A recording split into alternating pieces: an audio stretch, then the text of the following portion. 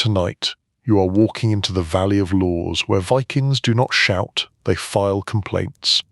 Tents go up, stew simmers, and everyone waits their turn to politely argue about grass, debts, missing bowls, and a sheep with a very suspicious talent for getting involved. If you want calm sleep-time bureaucracy with gentle sarcasm and soft drama, settle in. The Thing is now in session. Chapter 1. The Long Walk to the Valley. They arrived in a slow thread across the hills, the way a river arrives at a lake. From far away it looked accidental, a drifting scatter of cloaks and carts. Up close it was a proper procession with a rhythm to it, boots on packed earth, wheel spokes complaining softly, and the quiet snorts of pack ponies trying to convince the world that none of this had been their idea. The Valley of Laws sat between low hills and a wide lake that held the sky like a careful promise. In summer the grass looked calm and forgiving, which was how it tempted people into believing grass never caused trouble. Grass always caused trouble. If a person wanted peace, the first step was to avoid owning land. Most people skipped that step with confidence. The Thing was not a festival. It did not pretend to be a festival. It was a tool. People arrived with disputes folded into their baggage like spare shirts. They tried to set those disputes down without anyone noticing how heavy they were. They failed in the usual way, by looking calm while their eyes stayed too sharp.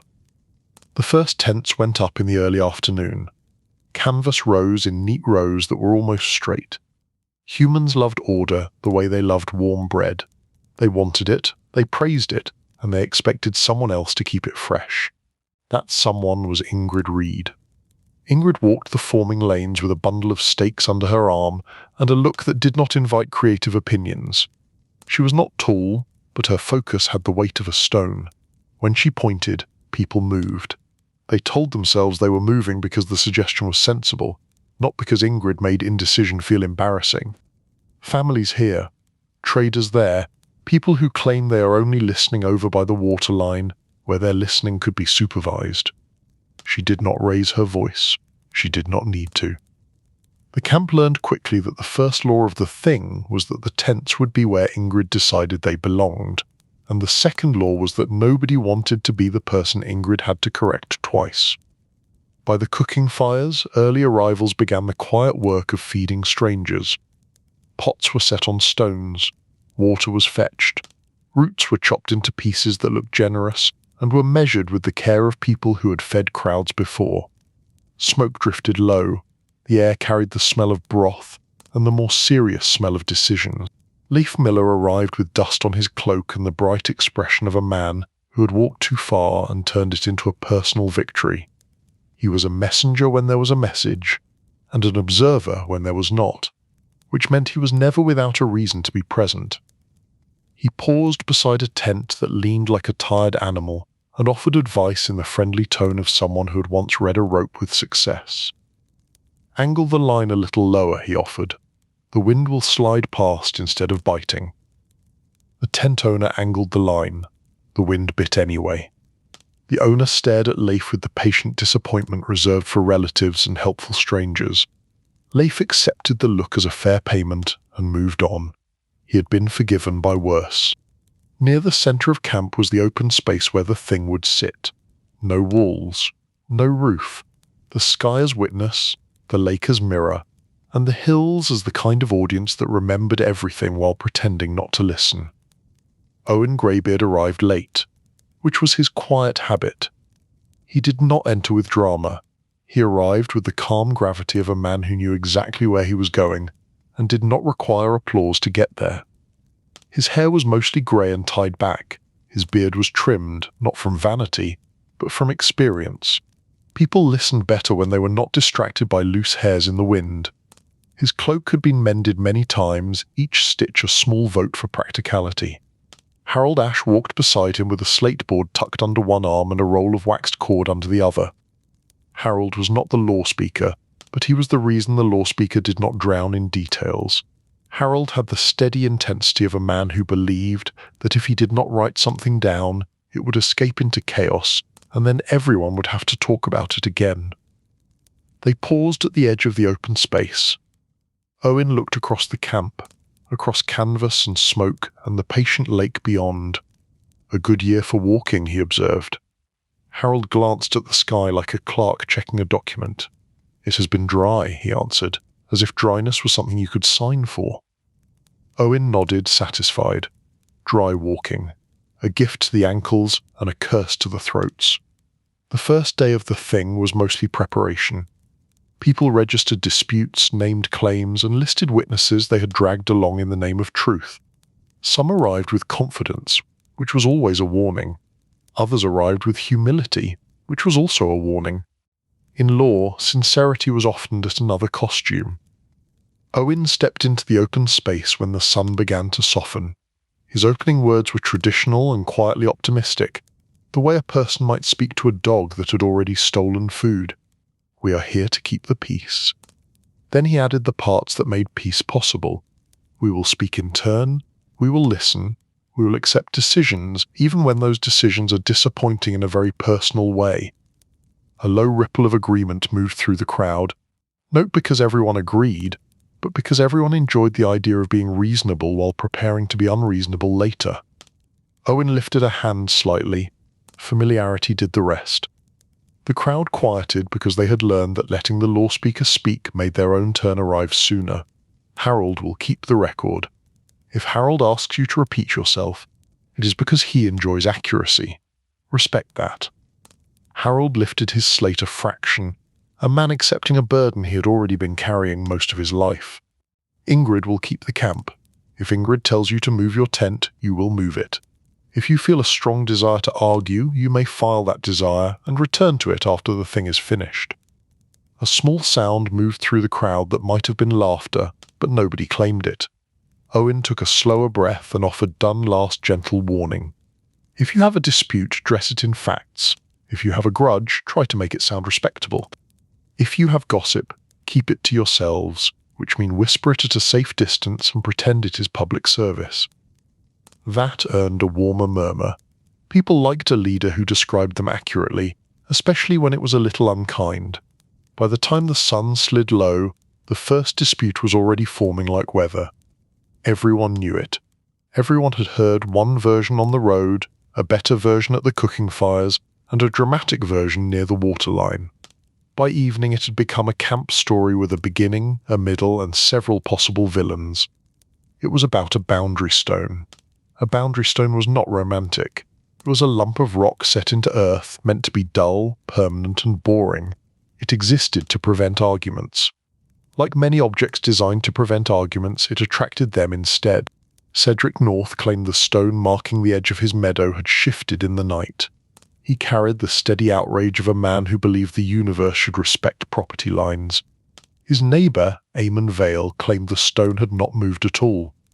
He carried the calm confidence of a man who knew exactly how guilty he looked, and decided to appear innocent by being extremely polite about it. They did not shout. Shouting was for people without patience or witnesses. Cedric and Eamon spoke in careful, low voices, the voices of men who had to live beside each other after the thing, and wanted to keep their hatred within legal limits. In a narrow lane between tents, Cedric held his hands behind his back as if he was restraining them. You know the stone has shifted. Eamon kept his face mild.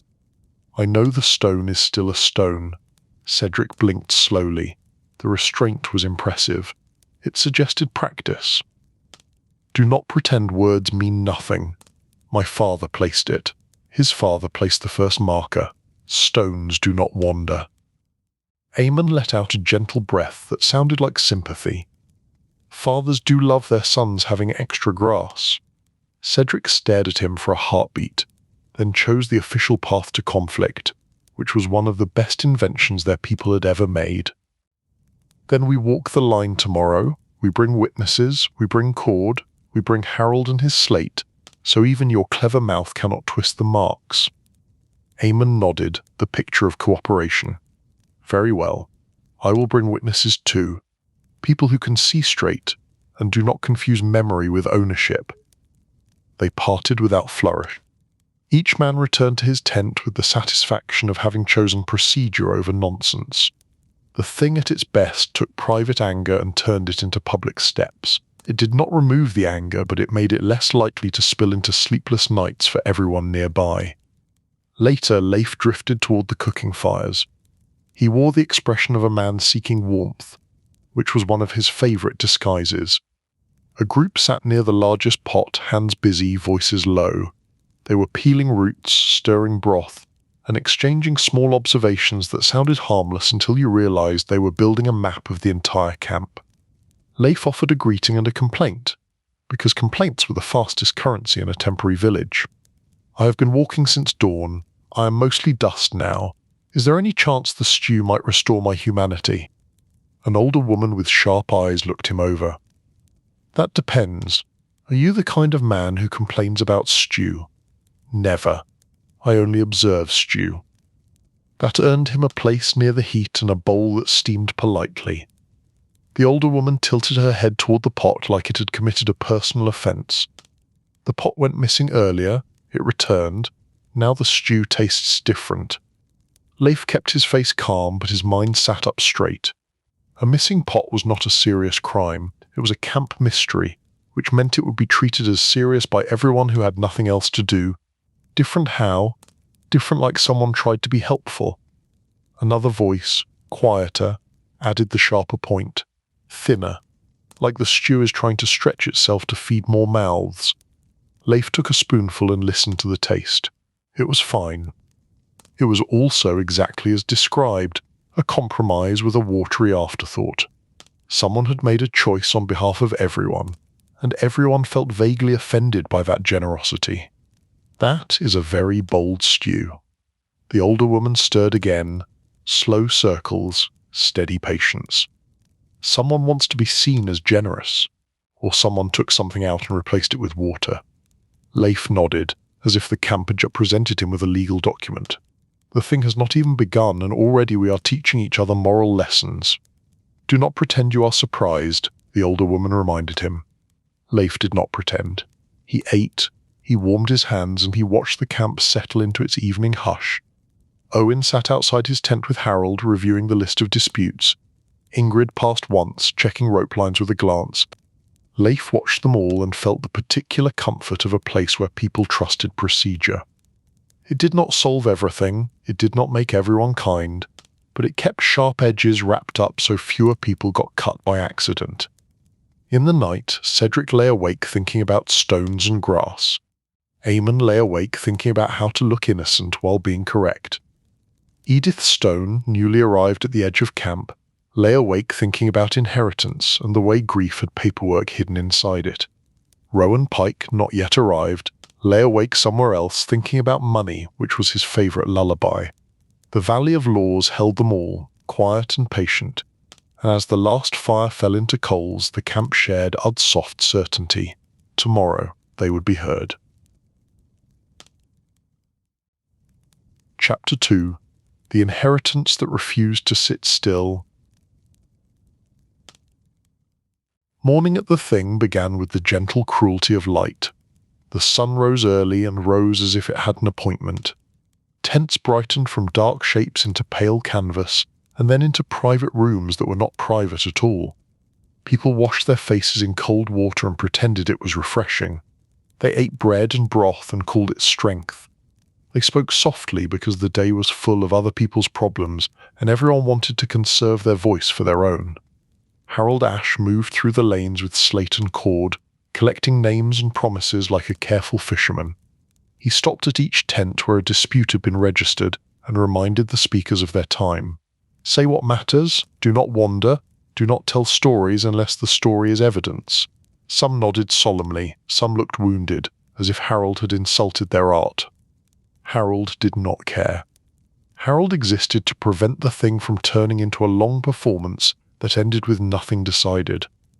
At the open space, Owen Greybeard stood in his usual place, calm posture, patient eyes. He did not look like a man who enjoyed authority. He looked like a man who had accepted that someone needed to do the job and that everyone else was worse at it. The boundary dispute went first, because stones liked to be handled early. Cedric and Eamon walked the line with witnesses and a cord while Harold recorded measurements that were dull, in the way that makes a crowd strangely attentive. Everyone leaned in to hear numbers described in words, which was a kind of group madness that only law could cause. The stone had moved a little, or the soil had slipped, or the memory had softened. Owen listened, asked calm questions, watched the witnesses, and then gave the sort of decision that made both sides feel equally annoyed. The stone would be reset to the agreed measure. Both men would share the cost of marking the line more clearly, because if two adults were going to argue about a strip of meadow, they could at least pay for better proof next year. Cedric looked relieved and slightly offended. Eamon looked satisfied and slightly offended. This was how fair decisions felt. Balance had a way of irritating everyone evenly. By midday, the crowd shifted to make space for a dispute that drew attention in a quieter way. It did not have the blunt drama of a boundary stone. It had the slow tension of family business. Edith Stone stepped forward with two supporters behind her, older women with steady faces and the calm readiness to correct nonsense. Edith was a widow, and she carried herself like someone who had learned to stand firm without needing volume. Her cloak was plain but well kept. Her braid was neat. Her eyes held the quiet message that she would rather be home, which was exactly why she was here. Across from her stood Bram Stone, her late husband's nephew. Bram had a cheerful face and a posture that leaned forward, like he was always offering help. It was an excellent posture for someone trying to look harmless. It was also an excellent posture for someone trying to take a little more than he deserved. Beside Bram stood Alden Brooke, here as a witness and as moral decoration. Alden had anxious eyes, the look of a man who had agreed to support someone and was now wondering what he had agreed to support. Harold wrote down names with the calm satisfaction of a person organizing a storm into columns. Owen lifted a hand. The open space quieted. "Edith," Owen invited, "tell the thing what you claim." Edith breathed in and spoke clearly, without hurry, as if she had decided that rushing only gave fear more space. "My husband died this spring. His name was Thomas Stone. We agreed the house and the land would remain with me. Bram claims part of the house is not mine." Owen turned his gaze, steady and unblinking. "Bram, explain your claim." Bram warmed his smile just enough to look respectful. "I claim nothing that is not fair. My uncle spoke of the house as a family house. He said the back room belonged to the Stone line, not to any single spouse." Edith did not raise her voice. She did not need to. Her calm was sharper than most anger. "The back room is the storeroom with the smoke hole above it, the room where we dry fish and keep tools, a room Bram has never cleaned." A low ripple moved through the crowd. Cleaning was not a legal category, but it was a powerful argument. Owen's mouth made the smallest movement toward a smile and returned to calm. "Focus on facts," he reminded them, and then he pulled the dispute into shape with questions that cut away performance. "Edith, what was the arrangement?" Edith answered with precision. She had rehearsed, not because she enjoyed conflict, but because she refused to be vague. "Thomas and I built the extension together. We used our own timber and our own labour. We agreed the extension and the storeroom would be mine if he died before me." He stated this more than once, before witnesses. Owen checked Harold. Harold gave a slight nod. Witnesses were listed. Bram kept his smile, but the edges tightened. "I do not deny she helped, but a family house is more than timber. The storeroom holds family tools, net weights, old iron hooks. Those are stone things." Edith held Bram in a steady look, the kind that makes a person feel gently examined. If Bram wants to claim the tools, he may claim the tools. He is claiming the room because he knows he cannot lift the roof without it. One of Edith's supporters made a soft sound, half throat-clearing, half verdict. Bram lifted his hands in a gesture of harmless honesty, the kind young men practice in front of mirrors. "I only want what my uncle wanted." Owen let the sentence settle for a moment, then placed a question on top of it like a weight. "What did your uncle want, and when did he say it?" Bram hesitated for the smallest moment. In that pause, his story rearranged itself into what he believed would survive daylight. "Last winter, at my father's table." Owen waited, patient as stone. Who heard him? "My father. My mother. Alden Brooke." Alden swallowed. It was small, but in the open air it sounded loud. Owen shifted his gaze to Alden, and the entire crowd leaned forward in spirit without moving a foot. Alden, tell the thing what you heard. Alden stepped forward, his hands clasped as if they might run away. I heard Thomas say the house should stay in the stone line, but I also heard him say Edith should not be put out. He trusted her. Bram's smile slipped for a breath, then returned, thinner. Owen continued in the same calm tone, the tone that made people answer even when they wanted to hide. Did he speak of the back room? Alden blinked, searching memory like a person searching a cluttered shelf. He called the back room useful. He said Edith knows where everything is. He joked that Bram would lose the hooks in a day. A warm murmur moved through the crowd. The humour was accidental, which made it more convincing. Bram tried to smooth it. He was joking. Edith's calm did not crack. Thomas joked when he was honest. It made truth easier to swallow. Owen lifted a hand to quiet the murmurs. He brought in Edith's witnesses, because a good system loved layers. Miles Carter, a carpenter, described building the extension and hearing the agreement spoken plainless. Nora Fenn, a neighbour, described Thomas repeating the same intention more than once, which meant it was not a passing mood. Harold wrote, and the slate filled with facts like a net filling with fish. Then Owen offered the question that mattered, the one that sounded gentle and landed hard. If you wanted to honour your uncle's wishes, why did you wait until the thing, rather than speaking with Edith at home? Bram's posture leaned forward again, offering help like a knife offers to cut bread. I did speak with her. She did not agree. Edith gave a small nod, the nod of someone confirming a detail. He came to my door with cousins and a cart. He spoke of wishes and family and how quickly a widow can be moved if everyone is helpful. The word helpful drifted through the crowd like smoke. Helpful was a dangerous word in a dispute. Bram tried to keep the harmless tone. I only meant support. Owen did not raise his voice. He did not need to. His calm made the next line feel like an official stamp. Support does not usually arrive with a cart. He glanced at Harold. Record that phrasing. Harold's stylus tapped the slate with mild satisfaction. Harold enjoyed words being pinned down. Owen returned his gaze to Bram, and the decision came out with the same evenness as weather. The house, including the extension and the storeroom, remains with Edith as widow. If there are tools that truly belong to the wider family, list them in daylight with neutral witnesses, then divide fairly. Do not treat a room as a tool simply because it is attached to the roof. Alden exhaled in visible relief, like a man setting down a burden he had been pretending was light. Bram wore polite disappointment like a cloak. His eyes for a moment looked sharp. Then he softened again, because sharpness was more convincing when it was hidden. Edith inclined her head, not in triumph but in closure. The thing moved to the second dispute tied to Edith's life, the ones he wished had died quietly with the season and did not. Hugh Reed stepped forward. Not related to Ingrid Reed, though people ask anyway because humans like neat connections. Hugh carried a folded scrap of cloth like it was evidence and also like it had feelings. This concerns a debt. Edith did not look surprised. She looked tired, which was different and more honest. It concerns my husband's debt. Some believe it is also mine. Owen's gaze stayed steadied. Debts were simple in shape, which meant they were often complicated in truth. Hugh explained the loan. Silver last year, repayment promised after autumn trade, repayment never delivered.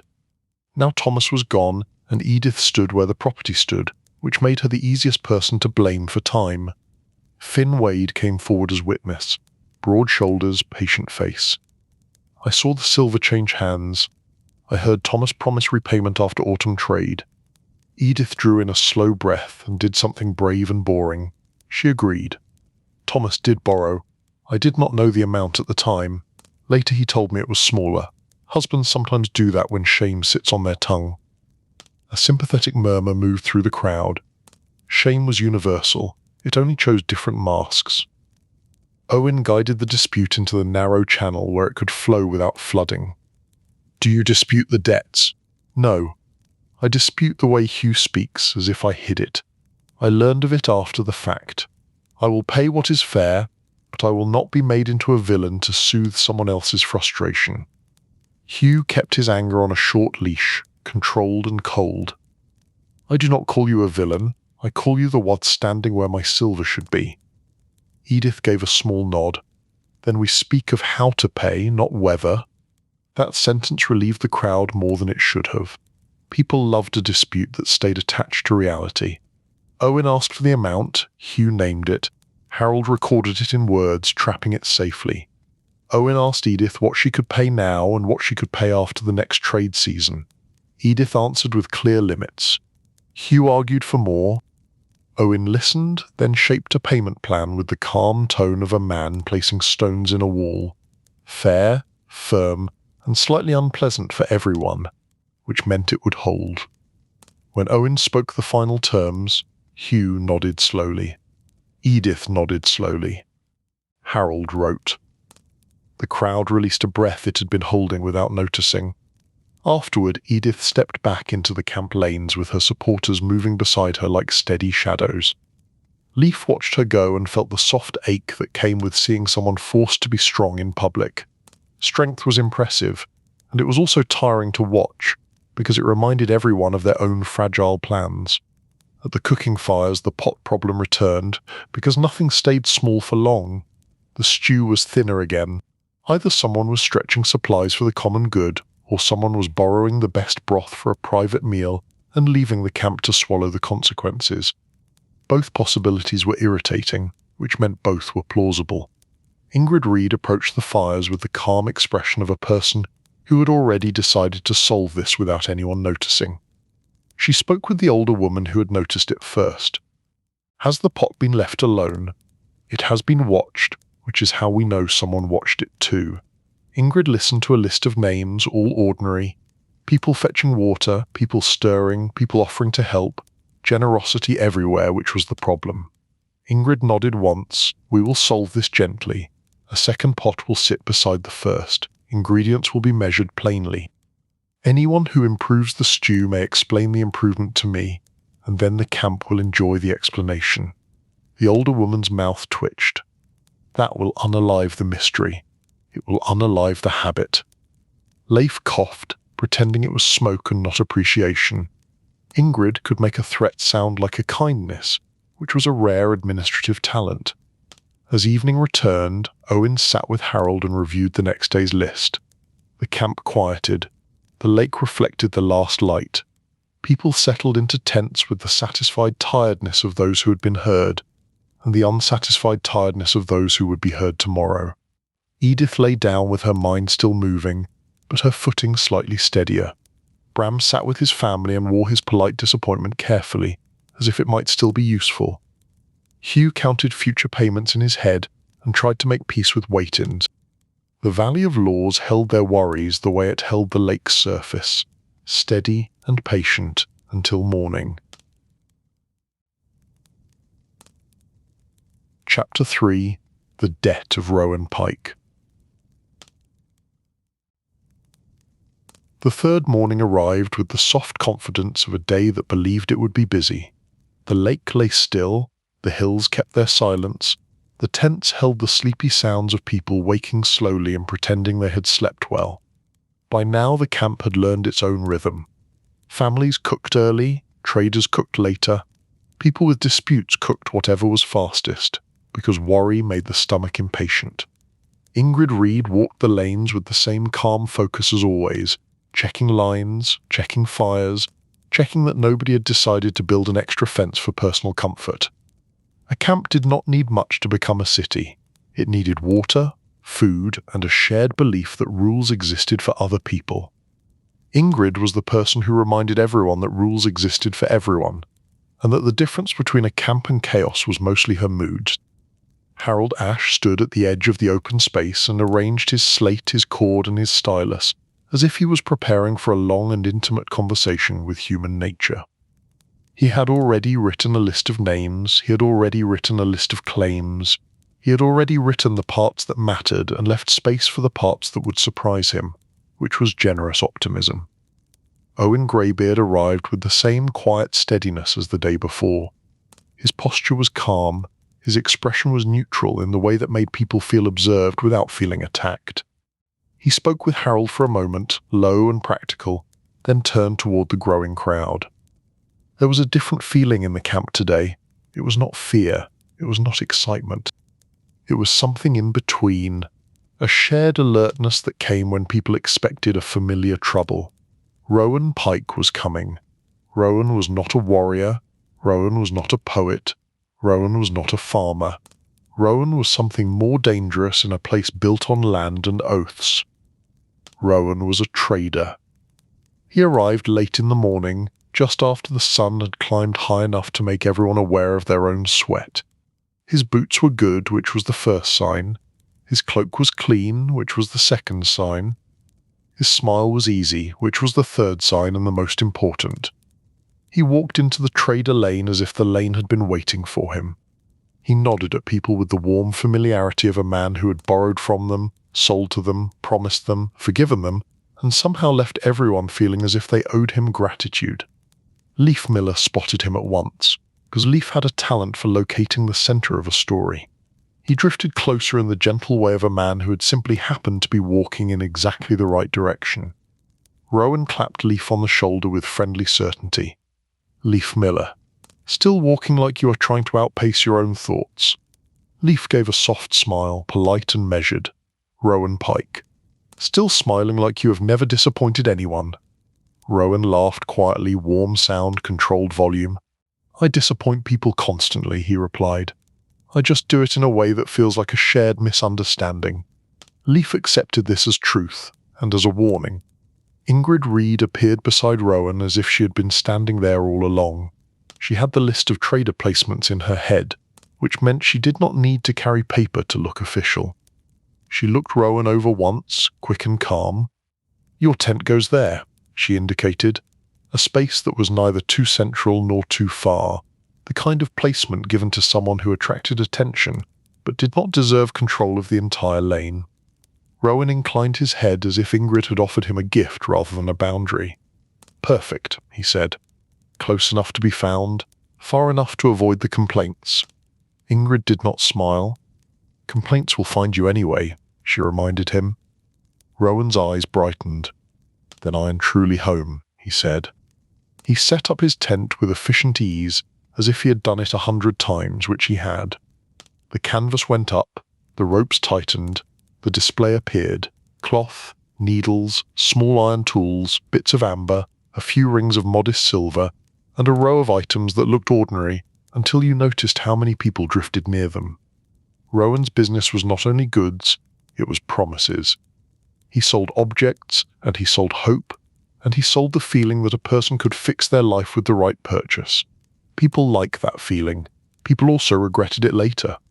By midday, the first dispute involving Rowan had gathered its audience. It did not gather loudly.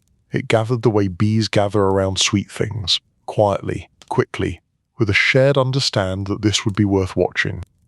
A man named Gareth Clay stepped forward to the open space with 2 supporters behind him, both broad-shouldered and silent, like they had been hired by pride. Gareth was a farmer from the South Ridge, known for keeping good fences and for remembering every small promise anyone ever made him, which was an exhausting hobby. Rowan Pike stepped forward opposite him, calm and relaxed. He did not bring supporters, he brought confidence, which was cheaper and lighter. Harold wrote names, Owen lifted a hand, and the crowd settled into a hush that felt practiced. Gareth held his jaw tight, then forced his voice into a steady shape. Rowan owes me, he stated. Silver, and not a little. Rowan lifted his brows, mild surprise, polite interest. It hurts me to hear that, his expression seemed to say, while his eyes said nothing at all. Owen guided the dispute gently, because a dispute that began with money often ended with feelings. Gareth, describe the debt. Gareth described it with careful detail. Last autumn, he had sold Rowan a cartload of wool. Rowan had paid part in silver and promised the rest after winter trade. Winter trade had passed. Then another winter excuse. Then a messenger with warm words and no payment. Gareth had come to the thing because warm words did not keep sheep fed. Rowan listened, with the relaxed attention of a man listening to a story he had heard many times, He waited until Gareth finished, then gave a small nod. "I remember the wool," he said, voice calm. "Good wool. Clean. You should be proud." Gareth's eyes narrowed. "Pride does not buy grain," he replied. Rowan accepted the line with a soft smile, as if he enjoyed being corrected by someone honest. "Of course," he said. "Let us speak of what is owed." Harold's stylus paused for a breath. Harold trusted very few people who agreed too easily. Owen watched Rowan closely. "Rowan, do you dispute that you owe Gareth?" Rowan placed a hand lightly on his chest, a gesture that suggested sincerity without the burden of too much emotion. "I do not dispute that I owe him," he said. "I dispute the shape of the agreement." Gareth leaned forward, anger contained, like fire under a pot. "There was no shape," he said. "There was payment due." Rowan kept his voice gentle. "There was a choice," he explained. "Gareth offered me silver now and silver later, or silver now and goods later. I chose goods later. He did not mind at the time because he believed he would like the goods." Gareth blinked slowly, as if his memory had just been insulted. "I offered no such choice." Rowan did not look offended. He looked calm, which was worse because calm suggested control. "I believe you did," he said, "but it was a busy day and wool makes people forgetful." The crowd murmured softly, not loud enough to be a disruption, just enough to be a comment. Owen lifted a hand. The murmurs faded. "Witnesses," Owen prompted, because witnesses were the spine of this whole gentle machine. Gareth named his witness, a man named Simon Reed, no relation to Ingrid, who stepped forward with the weary posture of someone dragged into a dispute they would rather nap through. Simon confirmed the sale. He confirmed the partial silver. He did not confirm a choice about goods later, but he admitted he might not have heard every word. Rowan named his witness, a woman named Mara Finch, who had travelled with him last autumn. Mara stepped forward with calm eyes and a practical face.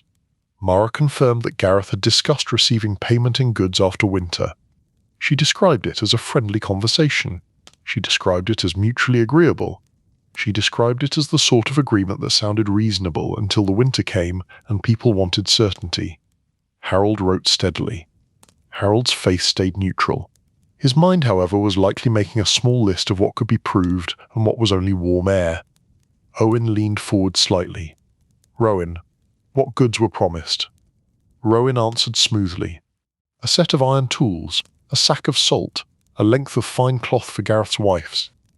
A small ring as a token, not a grand ring, a modest ring, the sort that could be described as meaningful." Gareth's expression did not soften. "My wife does not need your cloth," he said. "She needs to stop hearing that I am the sort of man who can be delayed." Rowan's smile thinned, then warmed again. He was good at this. He had trained. "I hear you," he said. "I do not want you delayed. I want you satisfied." Harold shifted his slate slightly, the quiet movement of a man ready to record something unpleasant. Owen asked a calm question that placed the dispute in daylight. "Rowan, if goods were promised after winter, why have the goods not been delivered?" Rowan's eyes flicked toward the trader lane, toward his tent, toward the neat line of goods that suggested he had plenty of everything. Then he returned his gaze to Owen, and his voice stayed smooth. "Roads have been difficult," he said. "There were storms, there were delays, there were misunderstandings with a boatman." The crowd made a soft sound that meant yes, yes, boatman, of course. Gareth did not join the sound. He stared at Rowan with a steady look. "Storms do not last all winter," he said. Rowan breathed out slowly, as if releasing the weight of being a reasonable man in an unreasonable world. "You are right," he admitted. "I should have handled it better." A strange thing happened then. The crowd leaned in more. When a man like Rowan admitted fault, it felt like a performance worth watching. Owen did not react to the performance. He focused on the structure beneath it. "What does Gareth want?" Owen asked. Gareth spoke without flourish. "Silver, the rest of it, now. Not a ring, not cloth, not promises, silver." Owen turned to Rowan. "What can you pay now?" Rowan hesitated for the smallest moment. The hesitation was careful. It suggested he was measuring what would make him look generous without damaging his profits. He offered a partial amount in silver and the rest in goods. Gareth refused the goods. Rowan offered a different set of goods. Gareth refused again. Rowan offered to add a token, a little extra for the inconvenience. Gareth refused that too, as if refusing was the only dignity he had left. Owen let the exchange run just long enough to reveal the truth. Then he stepped in gently, like a hand between two people who were about to bump into each other in a narrow lane. "Here is what we will do," Owen said, voice even. "Harold, record it carefully. Rowan will pay Gareth the remaining silver in full by the end of this thing. If Rowan cannot produce the silver, Rowan will provide goods equal to that value as agreed by neutral traders, and Gareth may refuse any item that is clearly meant to be a joke. If Rowan fails to meet either condition, the debt will be spoken of openly next year, and it will follow him down every road." That last part was not a threat of force, it was something worse. It was a threat of reputation. Rowan's smile held, but the warmth faded a fraction. "Understood," he said. Gareth nodded once, satisfied and still irritated, which was the best a man could hope for. Harold wrote, stylus steady. He trapped the agreement in words like a net trapping fish. The crowd released a breath, because they had come for drama and received procedure, which was soothing in a strange way. The next dispute involving Rowan arrived before the day could relax. It came in the form of a boy leading a horse, and the horse looked like it had opinions. The boy was named Peter Wood. He was young enough to still believe adults meant what they said, and old enough to be learning that belief was a costly habit. He led the horse carefully, hand on the lead rope, gentle voice, calm touch. The horse was a shaggy brown mare with a sturdy build, the kind of animal that could carry a load and never complain out loud, which was exactly why she did complain with her eyes. Peter stepped into the open space and stopped, shoulders straight, voice quiet. "Rowan promised my father a horse," he explained. "A strong horse. A good horse. My father paid him in silver and grain. Rowan delivered this horse and he says the matter is done." Rowan stepped forward beside the trader lane edge, hands open, posture relaxed. He looked at the mare with mild affection, as if she was a friend who had been misunderstood. "She is a strong horse," he said. "She is good. She is just not dramatic about it." Peter's mouth tightened. "Rowan promised a gelding," Peter said. "He promised a calm horse fit for ploughing. This is a mare, and she is not calm. Also, she bites." The mare flicked an ear as if she had heard the accusation and found it unfair. Owen watched the mare for a moment, then watched Peter. "Your father is not here," Owen observed. Peter swallowed. "He is sick. He sent me. He said I must speak clearly and not let Rowan turn me into soup." A few people smiled softly. Peter's father had a good sense of language and a grim view of what traders did to young men. Rowan placed a hand lightly on his chest, polite sincerity again. "I would never turn anyone into soup," he said. "I sell salt." The crowd made a small warm sound that might have been laughter. Ingrid Reed, passing in the distance, did not look amused. Ingrid had heard enough jokes to know they always came with mess afterward. Owen guided the dispute back into calm steps. "Peter, what exactly was promised?" Peter repeated the promise with care. A gelding, 5 winters old, steady, calm, trained to pull. Payment made in silver and grain at the last market day. Rowan nodded. "Yes," he agreed. "That was the general shape." Peter's eyes narrowed. "General shape." Rowan spread his hands slightly. "A trader speaks in good faith," he said. "Horses are living things. A horse can be calm one day and lively the next. Also, this mare is steady in a harness. She simply expresses herself when people approach her from the wrong side." The mare shifted her weight and looked at the crowd as if hoping for better company. Owen turned his gaze to Harold. "Is there any record?" Harold's eyes flicked across his slate, then his mouth flattened. "There is a note of payment and a note of delivery," he answered. "There is no description of the animal, which is unfortunate." Peter looked stricken, as if the lack of description had reached into his chest and pinched something. Rowan looked pleased, but in a way that could still pass as sympathy. Owen did not let that sit. "Witnesses," Owen prompted. Peter named a witness, a neighbour named Elsie Marsh who had been at the market day. Elsie stepped forward, calm face, steady eyes. She confirmed the payment. She confirmed hearing Rowan speak of a gelding and a plough horse. Rowan named a witness too, and it was Mara Finch again, because Mara had become part of his public credibility. Mara stepped forward and confirmed that Rowan had said a horse, good for work, and that the word gelding had been used in the casual way people used words when they did not expect them to become evidence. Casual words were always the problem. People loved casual words right up until they needed something exact. Owen looked at the mare again. He did not reach for her, he did not test her. He simply observed her posture, her weight, her calmness under attention. Then he asked Rowan something in the same calm voice he used for everything. "Rowan, why deliver a mare if a gelding was promised?" Rowan breathed out slowly. "Because the gelding I intended to deliver went lame," he said. "Because I could not find another in time. Because this mare is strong and fit. Because I believed Peter's father needed a working animal more than he needed a certain word." Peter's hands tightened on the rope. "My father needed what he paid for," he said quietly. Rowan's smile warmed again, gentle and practiced. "He will have a working animal," Rowan replied. "That is the heart of it. The heart of it. That was how traders spoke when the bones did not match." Owen's eyes stayed on Rowan. "If you believed you were doing the right thing," Owen asked, "why did you not explain the change at delivery and offer a choice?" Rowan hesitated. The smallest pause.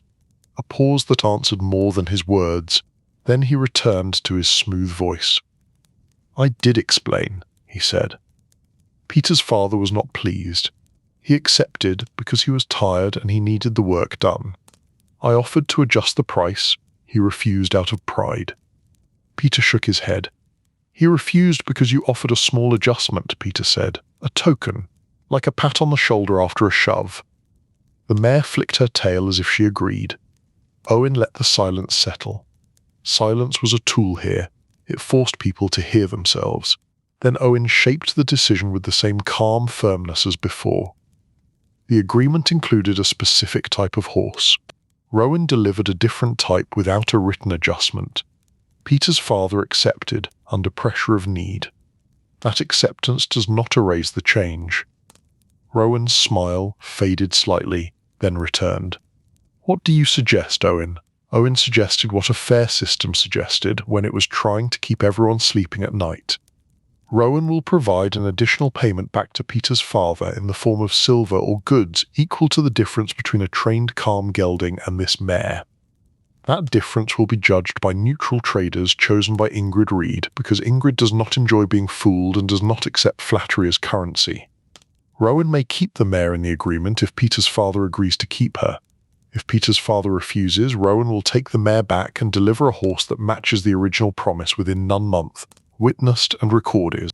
Rowan looked at Ingrid Reed in the distance, as if considering whether fate could be negotiated. Ingrid did not look back. Rowan bowed his head slightly. "Fair," he said. Peter exhaled, shoulders dropping a fraction. He had come into the open space carrying his father's frustration and his own fear. Now he carried something steadier, a plan made of words that would be recorded. Harold wrote everything down. Harold's slate was becoming a small monument to human complication. The crowd drifted away with the quiet satisfaction of having seen a trader gently pressed into accountability. It was not entertainment exactly. It was more like watching a pot stop boiling over. Later, in the trader lane, Rowan returned to his tent and did what traders did when they lost a little. He smiled at the next customer and tried to gain it back in different ways. Leif wandered past, pretending he was only passing. Rowan caught his eye. "You look thoughtful," Rowan remarked. Leif's smile was mild. "I am always thoughtful. It saves time later." Rowan chuckled softly. "Tell me what they are whispering." Leif lifted his brows. "You know what they are whispering." Rowan shrugged. "I enjoy hear it in a new order." Leif gave him a gentle look. "They are whispering that you owe everyone a little," he said. "They are whispering that you pay in smiles, and that smiles are a form of currency that never buys grain. Also, they are whispering that your witness Mara Finch is either very loyal or very tired." Rowan's smile held. "Mara is practical," he said. "Practical people are often mistaken for loyal." Leif drifted on, leaving Rowan to his goods and his calculations. In the late afternoon, a smaller issue began to rise in the camp, the kind that sounded trivial until it became personal to everyone. Harold's slate had a damp corner. It happened near the waterline. Someone had placed a wet cloak too close to Harold's records. Maybe it was an accident. Maybe it was a clumsy attempt at sabotage. Maybe it was just the universe reminding Harold that paper would have been worse. Harold discovered it with the calm horror of a man watching order melt. He stared at the dampened marks. He tested them with a careful thumb. He looked up and saw several faces pretending they had not been near him. Leif happened to be nearby, because Leif happened to be near everything. "Harold," Leif offered gently, "if you glare at them like that, they will claim it is a legal injury." Harold did not look away from the damp corner. "It is a legal injury," he replied in his quiet voice. "It is an injury to my soul." Owen approached, having been alerted by the subtle shift of camp energy. He took in the slate, the dampness, the cluster of people suddenly interested in the sky. "Who was near your slate, Harold?" Harold named no one. Harold did not accuse without certainty. Harold simply did something worse. He made a public announcement. "From this point forward," he said, "all disputes will be repeated back to me after they are spoken, and all witnesses will repeat their names twice. If anyone finds it tiring, they may blame the dampness." A soft murmur moved through the crowd. It was the murmur of people realizing that a small careless act had created more work for everyone. This was how communities learned manners. Ingrid Reed walked over with the calm stride of someone who fixed problems by standing near them. "Your slate will be kept in my tent when not in use," she stated. Harold hesitated, then nodded, because Ingrid's tent was the closest thing this camp had to a fortress. "Good," Ingrid added, "and if anyone complains about repeating names, I will assign them to carry water for the rest of the thing." The murmurs stopped. Water carrying was the most effective law in any camp. At the cooking fires, the two-pot system had worked exactly as Ingrid intended. The stew stayed thicker, ingredients were measured. Anyone with the urge to improve it discovered they also had the urge to avoid explaining themselves to Ingrid. Still, the camp found new material for gossip, because gossip was a renewable resource. The whispers now were about Rowan Pike and his ability to make problems sound like misunderstandings. Some admired it, some disliked it. Some worried that they admired it, which was the most unsettling reaction of all. Edith Stone passed through the lanes once, quiet and steady. Leif noticed her glance toward Rowan's tent.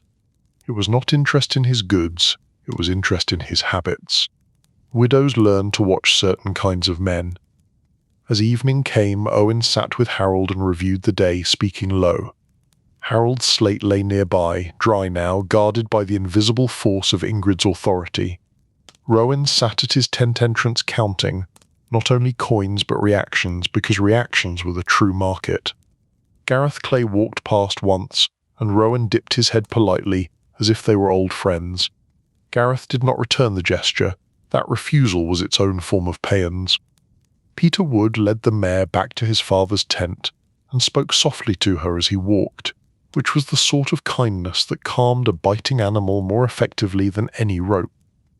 The camp quieted. Smoke thinned. The lake darkened into a soft mirror, and in the hush the Valley of Laws held everyone the way it held the sky, steady and patient, while traders calculated, farmers worried, and the law speaker prepared for another day of turning sharp human feelings into manageable steps. Chapter 4. The Boat Share Agreement. Rain arrived the way a cautious visitor arrives, first as a suggestion on the wind, and then as a quiet decision that settled over the valley. Canvas softened under it, rope lines darkened. The earth took on the steady smell of wet grass and patient mud, which was not unpleasant unless you had planned to stay clean. People at the Thing reacted to rain with the calm discipline of those who had suffered weather before. They adjusted cloaks, they moved firestones, they lifted cooking pots onto higher supports. They spoke about the rain as if it was a new idea, which was always a polite lie. The lanes between tents narrowed because everyone wanted to walk closer to the centre, closer to the fires, closer to any roof that could be borrowed for a moment. Those with disputes walked with a particular purpose, as if procedure would keep their boots dry. Ingrid Reed moved through the camp with her usual quiet authority. Rain did not slow her, it simply gave her more opportunities to correct people who had placed things where they should not be. A man had set his drying rack too close to the main lane. Ingrid looked at it once, then looked at the man. He moved it without being asked. This was how a peaceful camp remained peaceful. It was not fear exactly, it was recognition. Harold Ash kept his slate tucked under his cloak like a small animal that needed warmth. He moved carefully, protecting the record with the serious devotion of a man protecting the only thing separating society from endless repetition. Leaf Miller drifted along the edges of the open space, watching rain bead on cloaks, watching people pretend not to watch each other. The Thing was a place where everyone claimed to be focused on law, and everyone was also focused on who had arrived with new boots, and who was pretending the holes in their old boots were decorative. Owen Greybeard stood in the open space where the crowd gathered, rein on his shoulders, face calm.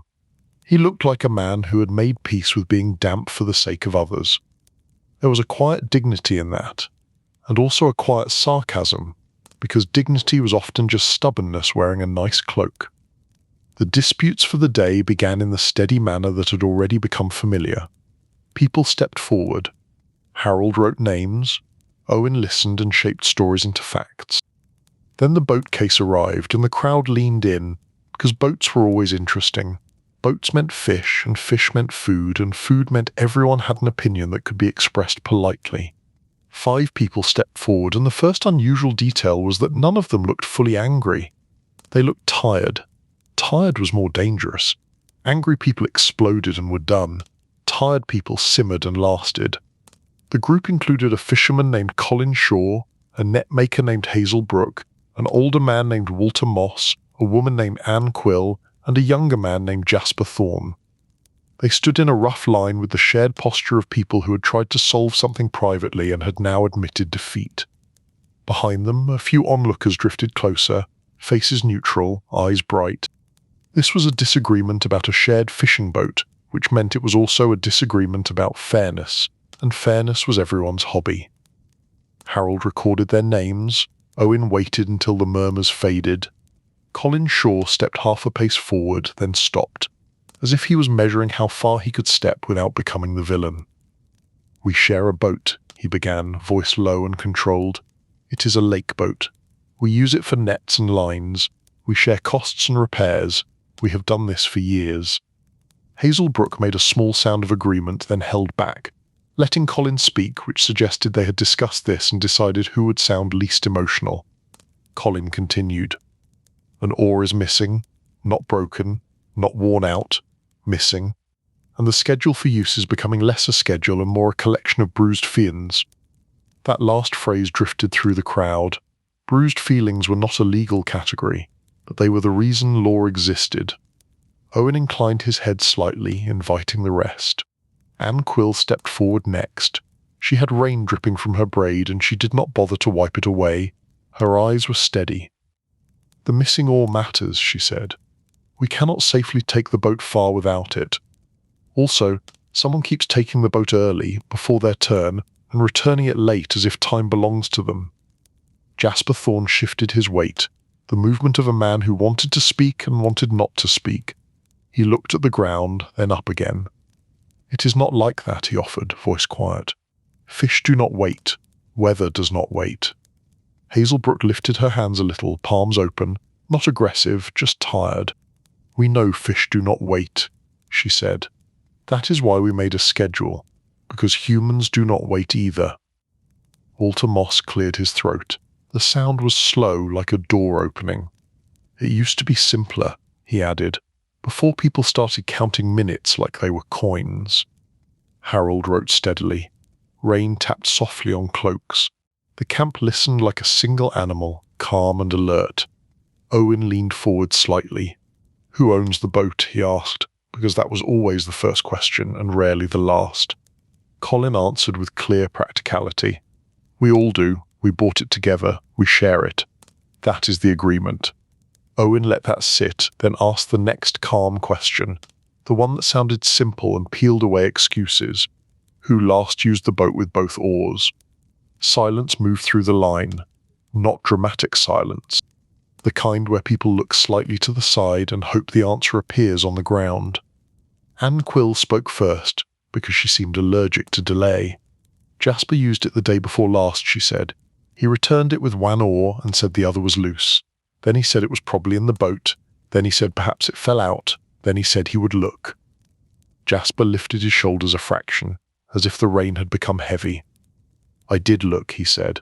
I did not find it. Hazelbrook looked at him with the polite patience reserved for people who had become predictable. Did you look carefully? She asked.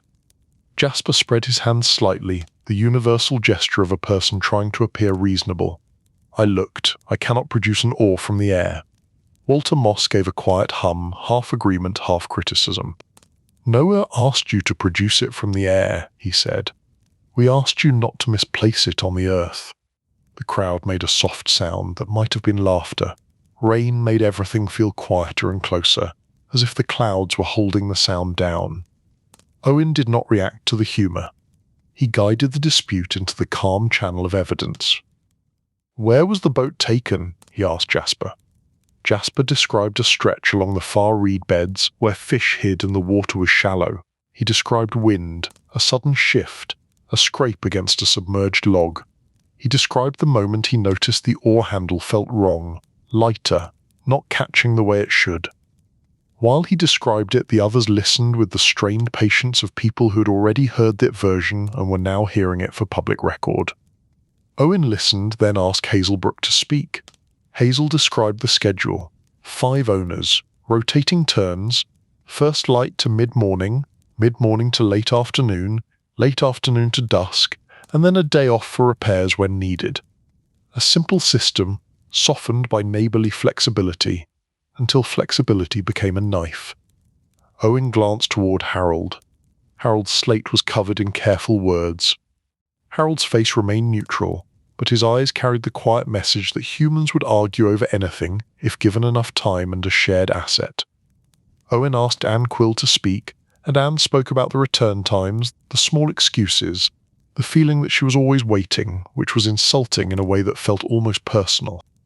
Owen asked Walter Moss to speak, and Walter spoke about tradition and the old way, and how it used to work when people respected one another, which was a phrase that usually meant he missed being young enough to not need a schedule. Owen asked Colin Shaw to speak again, and Colin spoke about repair costs, and how he was tired of paying for nails and tar while others arrived late and acted surprised the boat needed care. Then Owen returned to Jasper Thorne, who stood with rain on his lashes, trying to look calm and getting close.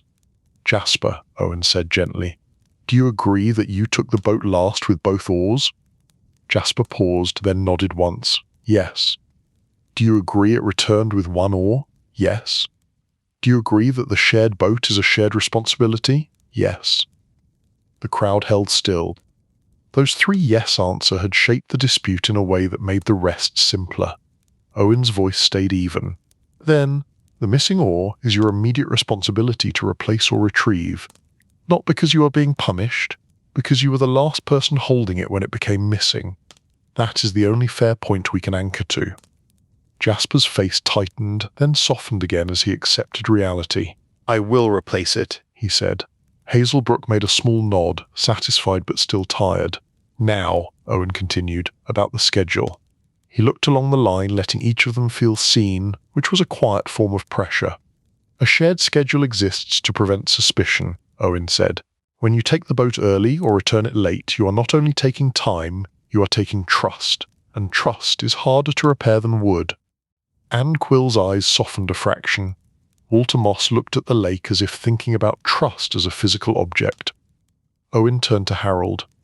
Read the schedule as recorded. Harold read it back in calm words, and as he read, people in the crowd nodded, because everyone enjoyed hearing rules spoken out loud. Rules were comforting when they were not aimed at you. Owen made a decision that felt boring, and therefore safe. The schedule will be followed for the rest of the Thing season. Ingrid Reed will hold the schedule board in her tent. Anyone who needs to swap will do so in daylight with another owner present. No quiet trades in the dark, no borrowing that becomes taking. Ingrid, standing nearby, inclined her head once, as if accepting a duty she already knew she would carry. Owen looked back to Jasper. "If fish do not wait, you will plan better," Owen said. "Fish have never respected human fairness. That is not an excuse for humans to abandon it." A small warm murmur moved through the crowd. It was not laughter exactly, it was relief. A decision had been made, the boat would be used, the oar would be replaced, the world would continue. Harold wrote everything down. Jasper nodded once, and in that nod was the quiet acceptance of a man who had learned that being part of a group meant being gently corrected in public. The second part of the boat dispute arrived like the aftertaste of salt. It was not about wood, it was about the first catch. Colin Shaw cleared his throat and spoke carefully, as if he knew this part was more embarrassing. "We also disagree about distribution," he admitted. "Who keeps the first catch of the day, and who shares? We have always shared some, but lately the first haul keeps becoming someone's private reward." Anne Quill's eyes narrowed slightly. Hazelbrook's mouth flattened. Walter Moss sighed as if time itself was rude. Jasper Thorne stared at the lake as if hoping fish would solve it. Owen listened, and then made the kind of suggestion that sounded obvious only after it was spoken. "You will share the first catch by tradition," Owen said. "A portion set aside for the group pot, a portion for repairs, and a portion for the owner whose turn it is. If there is disagreement about what a portion means, Harold will write down the definition in words that will haunt you." Harold lifted his slate slightly, which was as close as he came to menace. The crowd made another soft sound. People enjoyed the idea of being haunted by definitions. It made life feel orderly. With the boat dispute settled into a calm plan, the camp shifted again. Rain continued, steady and thin. The cooking fires hissed softly. People ate with the quiet satisfaction of those who had watched justice happen to someone else. In the lanes, a different kind of whisper began to spread. It was about Ingrid Reed. The whisper started with a simple complaint, the kind that could have stayed small if humans had better discipline. "Ingrid moved my tent," someone murmured. Then the complaint gained its decorative details. "Ingrid moved my tent and did not even apologize," someone added. Then it became a moral judgment. "Ingrid moved my tent because she enjoys control," someone concluded. Leif Miller heard it near the waterline and followed it the way a cat follows a warm spot. He listened without looking like he was listening. This was his best talent. The speaker was a man named Brent Hale, a cousin of someone important somewhere else, which meant he believed inconvenience was a form of disrespect. He stood with two companions and spoke in a low voice that was meant to travel. "She calls it order," Brent murmured. "I call it tyranny. Quiet tyranny, but still." Leif waited until Brent paused for breath, then stepped closer with the mild expression of a man who had simply wandered into the conversation by accident. "Tyranny is a strong word," Leif offered gently. "It usually comes with more shouting and less stew." Brent looked at Leif with mild irritation. "You have not had your tent moved," he said. Leif nodded, calm. "I have," Leif replied. "But I moved it again, and then I forgot where I put it, which is why I am careful about criticize those who can find things." One companion coughed, half laughter, half warning. Brent lowered his voice further, as if lowering it made it more correct. "She acts as if this camp is hers," he insisted. "She decides where families go, where traders go, where listeners go. She decides who stands near the fires." Leif tilted his head. "Yes," he said. "It is almost as if someone must decide, or else we will become a collection of wet arguments." Brent's mouth tightened. "Do you serve her?" Brent asked. Leif considered the question, then answered in the calm tone used for bedtime truths. "I serve my own sleep," he said. "Ingrid Reed helps me keep it." That ended the conversation for Leif, but not for Brent. Brent continued to mutter. The muttering drifted, and Ingrid Reed received it the way she received everything else, without visible surprise. Later, Ingrid walked past Brent's tent. She stopped, glanced at the rope lines, and said nothing. Brent watched her with the suspicious attention of a man waiting to be oppressed. Ingrid reached down and tightened a stake that had loosened in the rain. Then she walked on. Brent looked confused, which was a rare and educational emotion. As evening came, the rain softened to a mist. The camp quieted. The open space emptied. Harold stored his slate in Ingrid's tent as agreed, which was perhaps the most intimate trust in the entire valley. Owen sat outside his tent, cloak damp, face calm, and listened to the camp settle. He heard the soft sounds of cooking, the small murmurs of gossip, the quiet sighs of people who had been heard and people who still waited. Leif walked done last loop of the lanes, not because he needed to, but because it soothed him to see everything in place. He passed the boat owners, who spoke quietly to each other with less sharpness than before. He passed Brent Hale, who watched Ingrid from a distance with a mix of resentment and reluctant gratitude. The Valley of Laws held them all under mist and canvas, steady and patient. Chapter 5. The Land That Eats Fences. The next morning arrived without rain, which made everyone behave as if they had personally earned the clear sky. The camp smelled fresher. The lanes looked wider. Even the arguments seemed slightly cleaner, though only slightly. People moved with the calm purpose that came after several days of procedure. They knew where to stand. They knew when to speak. They knew that Harold Ash would trap their words on slate, and that those words would return to haunt them if they tried to wriggle away. The valley itself looked peaceful, and that was how it tricked people. The lake reflected the sky. The hills sat like sleeping animals. The grass moved gently in the breeze as if it had never caused a dispute in its life. Grass, of course, was innocent in the way a knife was innocent. It did not choose how it was used. Humans chose, and humans were the problem. Leif Miller wandered near the open space as Owen began the day. Harold stood ready. Ingrid moved at the edge of the crowd, already watching rope lines and fire spacing with the quiet suspicion of someone who trusted nothing that could catch flame. Rowan Pike stood in the trader lane, smiling at customers, and occasionally glancing toward the open space as if counting how many people looked in his direction. Traders were like that. They measured attention the way farmers measured rain. Edith Stone passed once, quiet and steady. She looked less tired than before, which was not happiness exactly, but it was progress. The thing did not cure grief, it simply gave grief a file and a plan. The first disputes of the day moved smoothly, almost boringly, which was a blessing. Then Cedric North returned, and the camp leaned in, because Cedric had the energy of a man who believed land had personally wronged him. Cedric stepped forward with a new complaint, and he brought a length of cord, 2 stakes, and a small bundle of dried grass. The dried grass was the kind of evidence that looked ridiculous until you realized it might matter. Behind him stood a neighbor named Martin Fenn, and beside Martin stood an older woman named Della Crow, who walked with a staff and a steady expression. Della was one of the elders, the kind of person who had seen so many disputes that her patience had become a force of nature. Across from Cedric stood a man named Owen did not need to guess. It was Cedric's other neighbor, Harlan Beck, a quiet farmer with a face that looked calm even when his eyes were sharp. Harlan had the posture of someone who would prefer to be anywhere else, but had come because land did not allow preferences. Harold wrote the names. Owen waited until the crowd settled. Cedric began with a statement that sounded as if it had been polished. "The land is eating my fence," he said. A soft murmur moved through the crowd. Land-eating fences was a phrase that sounded like a story, and also like a genuine problem. Cedric continued, holding up the dried grass.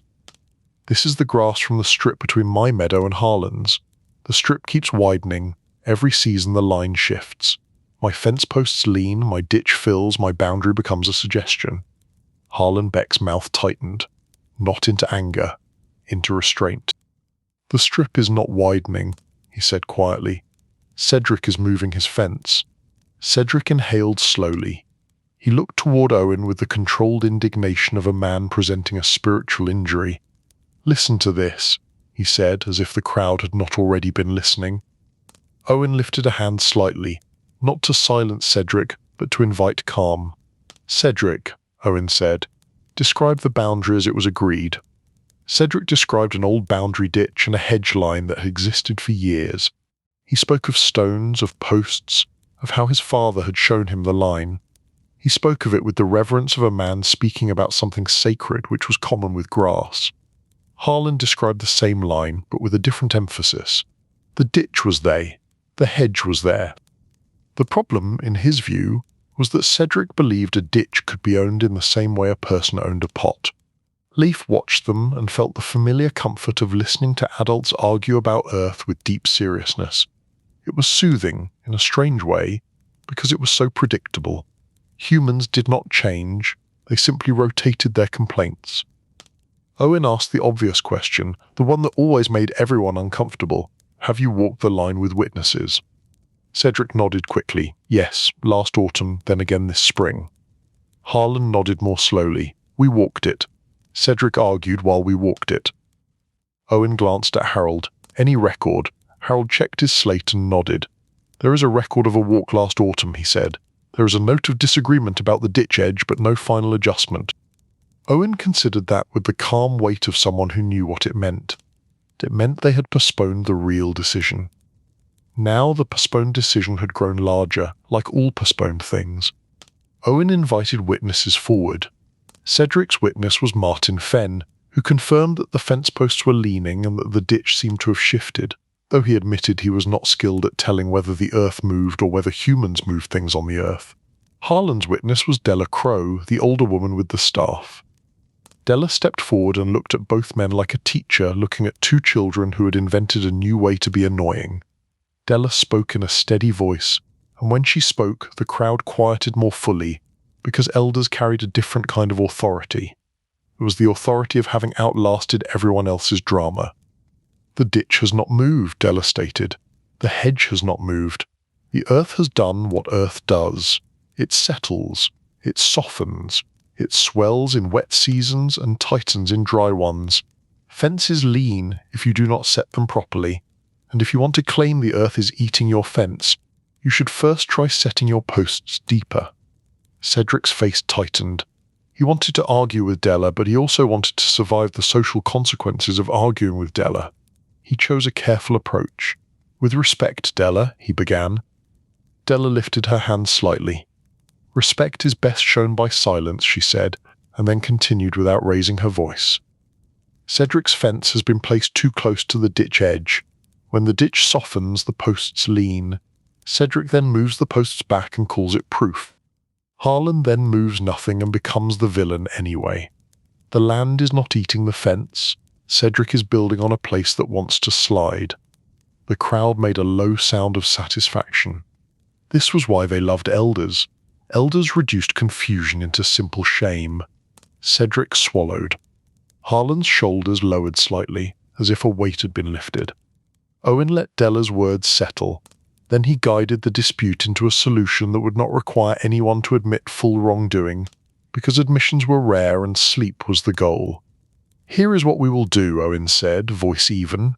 "We will mark the boundary line at a stable point, not at the ditch edge that shifts with weather. Harold will record the measure from the old hedge stump and the stone at the north bend. Cedric will set his fence posts at a safe distance from the ditch, as Della has advised. Harlan will maintain the ditch as agreed, and both will share labour for the hedge repairs, because the hedge has suffered from being treated like a witness," Harold wrote. Della nodded once, satisfied. Martin Fenn looked relieved, because he had not enjoyed being a human measuring stick. Cedric looked annoyed, but he also looked slightly calmer because the decision gave him something to do that was not accusing his neighbour. Harlan looked calm, which was his natural shape. The crowd began to drift, but Owen lifted a hand again, because the dispute had a second part, and the second part was even more human. "Cedric," Owen asked, "what is this bundle of grass?" Cedric held it up again as if daring the world to laugh. "It is the grass from the strip," he said. "It grows differently, thicker, greener, as if the land knows it is being stolen and is trying to make itself attractive." A soft ripple moved through the crowd. Some people smiled, some people looked thoughtful, because humans could turn anything into a sign. Owen's eyes softened. "Grass grows differently where water settles," he said. "Ditches hold water, your fence leans toward the ditch, the earth is moist there. Moist earth grows lush grass.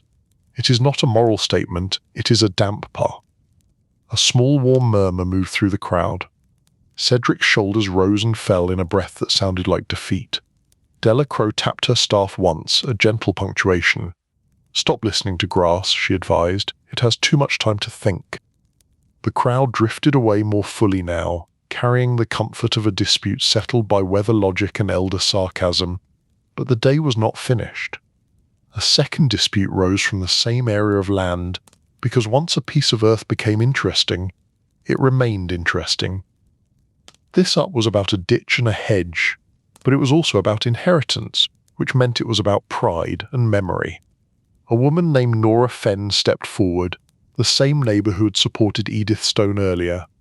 Nora carried herself with steady confidence. Across from her stood a man named Ellis Pike, no relation to Rowan, though Rowan looked mildly offended by the lack of connection. Nora's claim was simple. The hedge line between their plots had been cut back too far. The hedge had been shared. Now it looked like Ellis had taken more than his share of the hedge, which was a sentence nobody expected to say in their youth. Ellis Pike insisted he had only trimmed it for health. He said the hedge would grow better. He said Nora was imagining theft where there was only gardening. Harold wrote. Owen listened. Ingrid, passing nearby, slowed slightly, because even she appreciated a dispute about boundaries that did not involve carts. Witnesses were called. One witness was an elderly man named Edwin Garth, who was famous for hearing poorly and remembering selectively. Edwin stepped forward, squinting as if the open space was trying to trick him. Owen asked Edwin what he had seen. Edwin leaned forward, hand cupped to his ear, then straightened as if he had made a decision. "I saw Ellis with a knife by the hedge," Edwin said. A small ripple moved through the crowd. Knife was not a forbidden word, but it carried too much edge. Owen did not react. He simply guided. "Ripple? Cutting tool?" Owen corrected softly, and Edwin nodded as if that was what he had meant all along. Edwin continued. "He was trimming," he said, "or cutting, or improving. Hard to say. I do not trust improvement. Improvement is often just taking." Ellis Pike exhaled slowly. "I trimmed it back because it was choking itself," he insisted. "I was helping." Nora Fenn's eyes remained steady. "You trimmed it back on your side and on my side," she said. "You helped yourself." Owen listened and then asked a question that was calm and deeply irritating to anyone hoping to avoid detail. "How far back was it trimmed, and where is the cut wood now?" Ellis hesitated. Nora did not. "The cut wood is stacked behind Ellis's shed," Nora said. "Neatly, like a person saving something."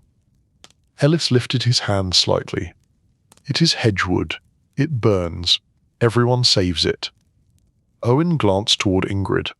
"Ingrid," he said, "would you send someone to observe the stack and report whether it matches a shared trimming or a private harvest?" Ingrid inclined her head once and moved a young runner with a gesture. The runner left quickly, returning a few minutes later, damp boots, serious expression. "The stack is large," the runner reported. "It is more than trimming. It looks like a person planned for winter." A soft murmur moved through the crowd. Winter planning was respectable. Winter planning at someone else's expense was less respectable. Owen offered a decision that allowed Ellis to keep dignity while returning fairness. "The hedge is shared. Trimming may be done for health, but only by agreement, and only evenly. Ellis will return half the cut wood to Nora. Ellis will also provide labour to replant and thicken the hedge line on Nora's side, because a hedge is a living boundary, not a pile of fuel." Ellis Pike nodded stiffly. Nora Fenn nodded calmly. Edwin Garth looked pleased, because he enjoyed being correct even when he was only partly sure what he had heard. As the crowd drifted again, Leif Miller noticed a different whisper moving through the lanes. This one was not about land, it was about people. A secret engagement. In a camp like this, an engagement was never just an engagement. It was property, alliances, future arguments, and the right to sit near certain fires. It was also the sweetest kind of gossip, because it had the flavour of romance without the risk of being blamed for it. Leif heard it first near the water line, where young people pretended to fetch water while actually fetching information. Hazelbrook is promised to Jasper Thorn, someone murmured. Leif listened, mild face, alert mind. That cannot be true, another murmured. Hazel would never. That is why it is true, the first murmured. Quiet people do things quietly. Leif followed the whisper toward the trader lane, where gossip always went to be priced. Rowan Pike was speaking to a customer, but his eyes flicked toward Leif with the quick awareness of a man who could smell a rumour. Leif did not stop. He drifted past, letting Rowan hear only fragments. Hazel, Jasper, promised, quiet. Rowan's smile deepened slightly. He enjoyed human complication almost as much as profits. The rumour moved fast. It reached Anne Quill. It reached Colin Shaw. It reached Walter Moss, who claimed to be too old for romance and then listened harder than anyone. It even reached Ingrid Reed, because nothing could avoid Ingrid for long. Ingrid heard it near the cooking fires and made no comment. That was her comment. By late afternoon, Hazelbrook and Jasper Thorn found themselves standing too close together near the boat lane, both looking as if the air had become awkward. Hazel's face was calm, but her eyes were sharp. Jasper looked as if he would rather face a missing oar again. Leif watched from a respectful distance. He did not need to be close. Gossip carried. Hazel spoke first, voice low. "We are not promised," she said. Jasper nodded quickly. "We are not." Hazel looked at him with polite suspicion. "Then why is everyone behaving as if we are?" Jasper stared at the ground for a moment, then up again. "Because we spoke for a long time last night," he admitted. "About the boat, about fairness, about how people cannot follow schedules." Hazel's mouth tightened slightly. "A dangerous conversation," she said. "People might think we are compatible." Jasper's face warmed a fraction, then steadied. "We are compatible in none way," he said. "We both dislike nonsense." Hazel considered that and seemed annoyed by the truth of it. Leif walked on, satisfied. The rumour would now change shape. It would become Hazel and Jasper are not promised, but they spoke for a long time, which was even better gossip because it invited speculation without closure. As evening came, the camp settled again. The sky stayed clear, fires burned steadier, the cooking pots smelled thicker, because Ingrid's two-pot system had held. No had dared to improve the stew without permission. Harold stored his slate safely. Owen reviewed the day with the tired calm of a man who had turned several sharp disputes into manageable chores. Cedric North walked back toward his tent with a cord and a plan to set his fence posts deeper, which might have been the closest he would ever come to personal growth. Harlan Beck walked beside him for a short stretch in silence, and the silence was not friendly, but it was less hostile, which counted as peace. In the lanes, the rumour of the engagement continued to drift, softer now, like smoke at the end of a fire. It did not need to be true to be useful. It simply needed to be shared. The Valley of Laws held all of it. The grass, the fences, the hedges, the whispered promises, and the steady work of people trying to live beside one another without losing their minds. Chapter 6. The Quiet Insult Case. The sixth day of the thing began with a calm morning that felt almost suspicious. The lake lay smooth, the air was mild. The camp moved with practiced habits. Even the dogs seemed quieter, as if they had decided to conserve energy for later trouble. A calm morning in a camp full of disputes was like a polite smile from someone you did not trust. It was pleasant. It was also a warning. Harold Ash arrived early at the open space with his slate dry and his cord neatly coiled. He looked like a man who had survived several days of human complication and had come back for more. His face remained neutral, but his eyes carried the quiet determination of someone who would rather be asleep and would settle for accuracy. Owen Greybeard spoke a few opening reminders in the same steady tone he used for everything. Speak in turn, speak clearly, leave your fists inside your sleeves and your anger inside your facts. People nodded, grateful to be reminded that they were civilized. Civilization was comforting as long as it did not cost too much. Ingrid Reed passed once through the edge of the crowd, checking that the lanes remained clear. The camp ran on her calm decisions the way a boat ran on oars. Nobody thanked her for it out loud. They simply benefited. Leif Miller drifted near the back of the crowd, not because he was avoiding the law, but because the best details always floated at the edges. He listened to murmurs about Rowan Pike's debts, about Edith Stone's calm strength, about Cedric North and his grass philosophy, and about Hazelbrook and Jasper Thorne, who were not promised, but also were definitely not promised in a way that sounded complicated. Then the insult case arrived. It came in softly, as insults often did, not a shouted slur in a crowded lane, not a dramatic accusation across the open space. It came as a quiet statement that had been spoken in passing, the kind that could be denied, and the kind that stayed in the mind because it had been said as if it was ordinary truth. A man named Thomas Ketch stepped forward. He was middle-aged, broad-shouldered, and dressed plainly. His face held the calm tension of someone who had been wounded and had decided not to show blood. Behind him stood his brother, Eli Ketch, who looked ready to make the situation worse with enthusiasm. Opposite them stood a man named Bernard Holt. Bernard's cloak was better than Thomas's cloak. Bernard's boots were newer. Bernard's smile was polite in the way that made it feel like a barrier. He stood with a supporter named Seth Lark, a thin man with a narrow face who watched everything like it was entertainment. Harold wrote names. Owen waited. The open space quieted, because everyone knew insult disputes were never just about words. They were about status, and status was always expensive. Thomas began without flourish. Bernard Holt spoke of me in a way that injures my name. Bernard's polite smile remained. He did not look surprised. He looked prepared, which meant he had already arranged his denial in a neat package. Owen guided the start gently. Thomas, describe what was said and where. Thomas swallowed, then spoke steadily. At the waterline 2 nights ago, Bernard spoke to Seth. I was nearby. Bernard said I was the sort of man who counts other people's balls. He said it softly, but he said it with certainty. He implied I take more than my share when food is served. A soft murmur moved through the crowd. Bowl counting had become a camp scandal already. It was a phrase that carried accusation and social poison in nan neat bundle. Bernard's brows lifted in mild surprise, like a man hearing a story he could not possibly be part of. Owen's gaze moved to Bernard, steady. Bernard, do you deny speaking those words? Bernard answered smoothly, voice calm. I deny insulting Thomas. I may have spoken of bowl counting in general. It is a humorous topic in camp, but I did not name him. If he took it to heart, that is unfortunate. Thomas's brother Eli made a small harsh sound. Thomas touched Eli's arm once, a quiet warning to remain inside the rules. Owen watched that gesture and then continued with calm steps. Witnesses, Thomas named Eli, who had heard the words and had been ready to respond at once, which Thomas had prevented.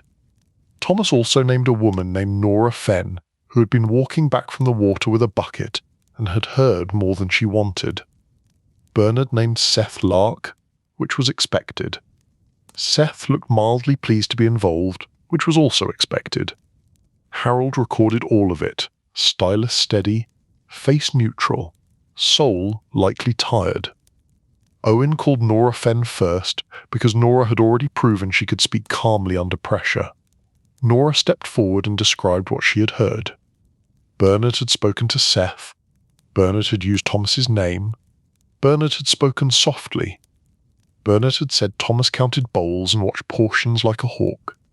Bernard had added that such men were useful in winter because they always knew who had eaten too much. The crowd made a low sound that was half amusement and half disapproval. Humour was welcome. Accusations disguised as humour were less welcome. Bernard's smile stayed, but it tightened. Owen turned to Seth Lark. Seth stepped forward with the posture of someone about to polish a lie until it shone. Seth admitted Bernard had mentioned bowl counting. Seth insisted it had not been meant as an insult. Seth described it as friendly teasing, the sort friends did. Seth also described Thomas as overly sensitive, which was an interesting choice for a witness to make in public. Owen's gaze stayed steady on Seth. Are you friends with Thomas? Seth hesitated, not closely. Then describe how you know what friends do with him. Seth's narrow face warmed slightly, then cooled again as he realized he had stepped into a hole. "I meant in general," he adjusted. Owen let that adjustment sit. Adjustments were revealing.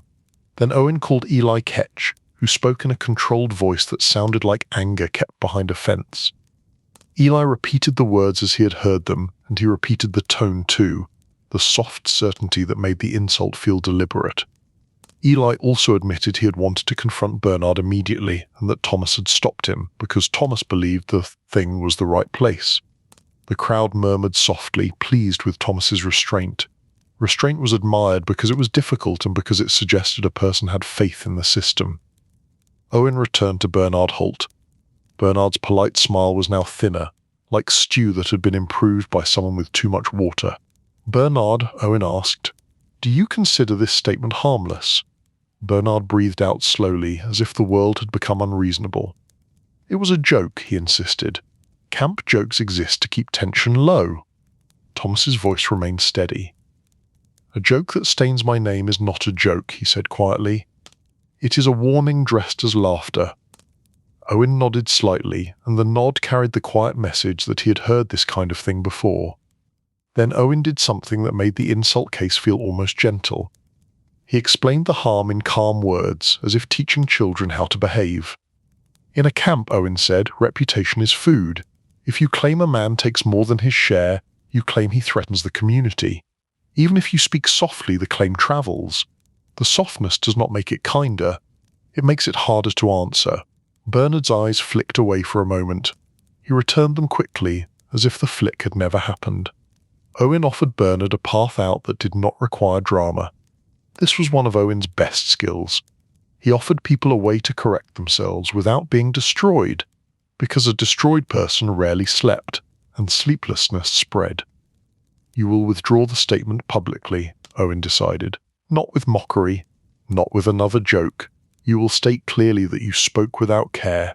You will say Thomas Ketch has taken no more than his share in this camp.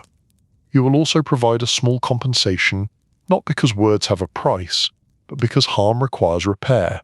A share of salt or a measure of grain will do." Harold wrote the terms. The crowd made a soft approving sound. This was the kind of justice people enjoyed. It was tidy, it was social. It did not require anyone to be unalived. Bernard's smile returned, but it looked like a mask that had become heavy. He nodded once. "I will withdraw it," he said. Thomas bowed his head slightly, accepting the decision without triumph. Triumph would have made the dispute feel less calm. Owen concluded the case with a reminder that felt like a lullaby for adults. "Speak carefully. The camp hears everything, even when you whisper." The insult dispute ended and the open space relaxed. People drifted away, murmuring about Bernard Holt's thin smile and about Thomas Ketch's calm restraint. Someone whispered that bowl counting was now officially a legal hazard. Someone else whispered that it always had been. In the afternoon, a song was performed near the fires. This was not a scheduled event, it was simply what happened when people grew tired of procedures and wanted to feel human again. A young man named Colin Shaw sang, which surprised everyone because Colin usually used his voice only for fish and complaints. The song was simple, about nets and wind and the way the lake looked at night. It was gentle enough to soothe. It was also specific enough that some listeners believed it was about them. A woman named Anne Quill listened with narrowed eyes. She told herself she was appreciating the melody. She also told herself the line about a steady hand that always arrives late was not aimed at her. Walter Moss listened and nodded along. He told himself the line about old men who miss the past was respectful. He also told himself Colin was not calling him a moss-covered stump. Hazelbrook listened quietly. Jasper Thorne listened too, and the rumour engine in the camp adjusted itself again, because two people listening at the same fire was apparently evidence of fate. Leaf watched this all with mild amusement and felt the particular comfort of soft tension that never quite became conflict. The camp was learning. The camp was also gossiping, because learning and gossiping were often the same process with different clothing. As evening came, Bernard Holt stood near the open space and withdrew his statement as ordered. He did it with the forced calm of a man swallowing something bitter. He spoke clearly, so Harold could record it and so the camp could hear. "Thomas Ketch has taken no more than his share. I spoke without care." He handed over a small pouch of salt to Thomas, and Thomas accepted it without expression. Then Bernard walked away with his boots still new and his pride slightly scuffed, which was the correct amount of scuff for the system to work. The camp settled, fires softened. Owen reviewed the next day's list with Harold. Ingrid made one last pass through the lanes. Leif watched the lake darken and thought, not unkindly, that humans were exhausting, but at least they had invented procedure. Chapter 7. The Missing Sheep and the Helpful Truth. The seventh day began with a different kind of energy, the kind that belonged to practical losses. Land disputes bruised pride, debt disputes bruised trust. A missing animal bruised the stomach, because it reminded everyone that food did not arrive by agreement alone. The camp woke to whispers that travelled faster than the smoke. A sheep is missing. Not a stray chicken. Not a misplaced pot. A sheep. Proper value. Proper worry. Leif Miller heard it before he reached the cooking fires, which was normal. Gossip always reached Leif first, as if the wind thought he was its favourite listener. Near the edge of camp, a shepherd named Colin Wren stood with his hands on his hips, staring at the ground as if the ground had hidden something in a pocket. Colin Wren was young enough to still feel shame loudly, and old enough to know shame did not fix a problem. Beside him stood a girl of about 10 winters named Mary Wren, his niece, with a quiet face and bright eyes. She held a scrap of rope in one hand, not because it was evidence, but because children held things when they were nervous. A small cluster of people had gathered, calm but alert. Missing animals made everyone feel involved. Even those who did not own sheep imagined their own things going missing, and imagination was powerful. Ingrid Reed moved through the cluster once, calm as ever. "Bring this to the open space," she instructed. "If it stays in the lanes, it becomes a story. If it enters the open space, it becomes a case." Harold Ash arrived with his slate, looking slightly offended that the morning had begun without his permission. Owen Greybeard followed, and the crowd shifted into the familiar shape of listening. Colin Wren stepped forward. His voice was low and controlled, but the worry inside it was obvious. "One of my sheep is missing. It was tied near my tent last night. The rope was cut or slipped. I found this end here." He held up the rope end. It was frayed, not cleanly cut. That detail mattered in a camp where everyone knew the difference between an accident and a decision. Owen's gaze rested on the rope, then on Colin. "When did you last see the sheep?" Colin answered carefully. "Just after dusk." Then he went to sleep. In the night he heard nothing unusual, which meant either nothing happened or he was tired enough to miss it. Owen asked the next calm questions, the questions that made a mystery smaller. "How many sheep do you have?" 3. "Are the others present?" "Yes." "Any sign of struggle?" "No. No blood, no dragged marks, no panic in the others." The crowd made a soft murmur. Sheep panic was memorable. The lack of it suggested the sheep had left calmly, or been led calmly, or wandered calmly, which was not impossible. Sheep were skilled at wandering with quiet confidence. Colin swallowed. "I believe someone took it." That sentence landed softly and did not bounce. In a camp like this, theft was rare, but hunger and opportunity were common. Owen did not react with outrage. He reacted with calm procedure, which was why he had been chosen to speak law instead of simply being a person with opinions. "Witnesses," Owen prompted. Colin named 2. Mary Wren, who had been nearby at dusk, and a man named Stephen Hale who had camped near Colin's tent. Stephen stepped forward with the sleepy face of someone who had been asked to remember the night in detail, which was rude. Mary stepped forward too, and the crowd quieted more than usual, because children were strange witnesses. They saw everything, and interpreted it with a mind that had not yet learned how adults wanted truth shaped. Owen's voice softened slightly, because Owen knew children did not respond well to pressure. "Mary," he invited, "tell the thing what you saw." Mary looked at the rope end, then looked at Owen, then looked at the crowd. Her eyes moved across faces as if she was counting them for safety. "I saw Uncle Colin tie the sheep," she said. "It was the one with the black spot by its ear." "It chews like it is angry." A small warm murmur moved through the crowd. People liked details. Details made the sheep real. Then Mary continued. "Later I saw a man near the rope." Colin's shoulders rose slightly. The crowd leaned in without moving. Owen kept his voice calm. "Which man?" Mary hesitated, thinking. She did not rush. She had not learned the adult habit of filling silence. "He had tidy feet," she said. The crowd made a soft sound, half confusion, half interest. Owen blinked once. Tidy feet. Mary nodded as if this was obvious. "His boots were clean," she explained. "Not like shepherd boots, like trader boots, or like someone who does not step in the bad mud."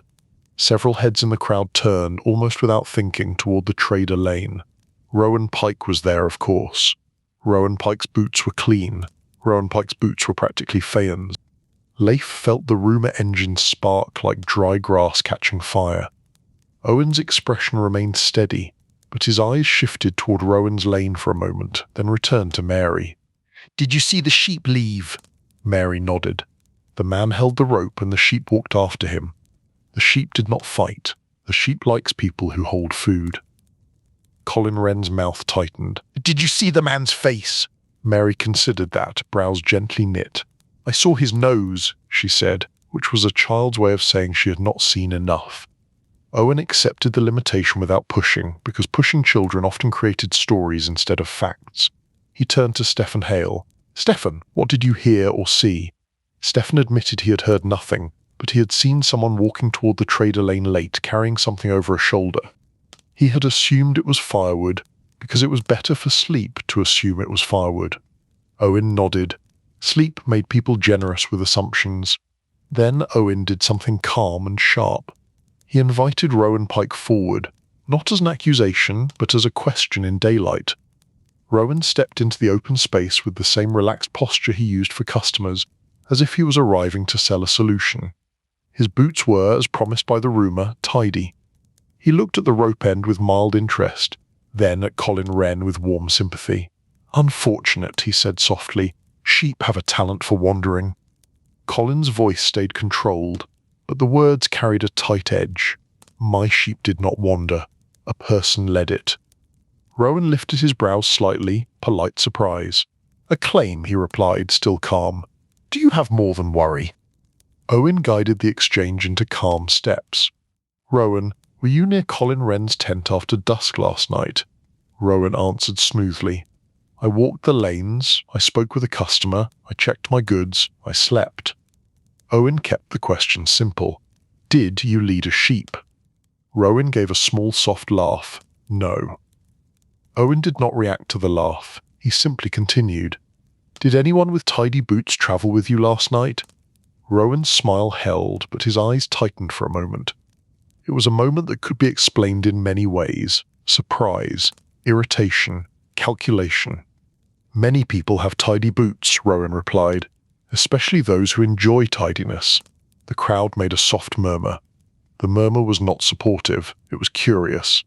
Owen turned back to Mary, voice gentle again. "Mary, was the man Rowan piked?" Mary stared at Rowan with serious concentration, like she was trying to remember a dream. "His boots are like that," she said carefully, "but his nose might be different, or it might be the same. Grown men have a lot of noses." A few people smiled softly. Even Owen's mouth shifted slightly toward warmth, then returned to calm. Owen did not accuse Rowan. Accusations without proof were how camps turned into fights. Owen instead did what Law did best. He widened the net. "We will treat this as a missing animal," Owen stated, "not as a theft proven. Yet." He turned to Ingrid. "Ingrid, assign 2 trusted runners to walk the lanes and the trader spaces. Look for signs of a sheep, look for fresh wool, look for bones, look for a sudden increase in stew quality." The crowd made a low, warm sound. The stew had become a moral symbol, and now it was evidence too.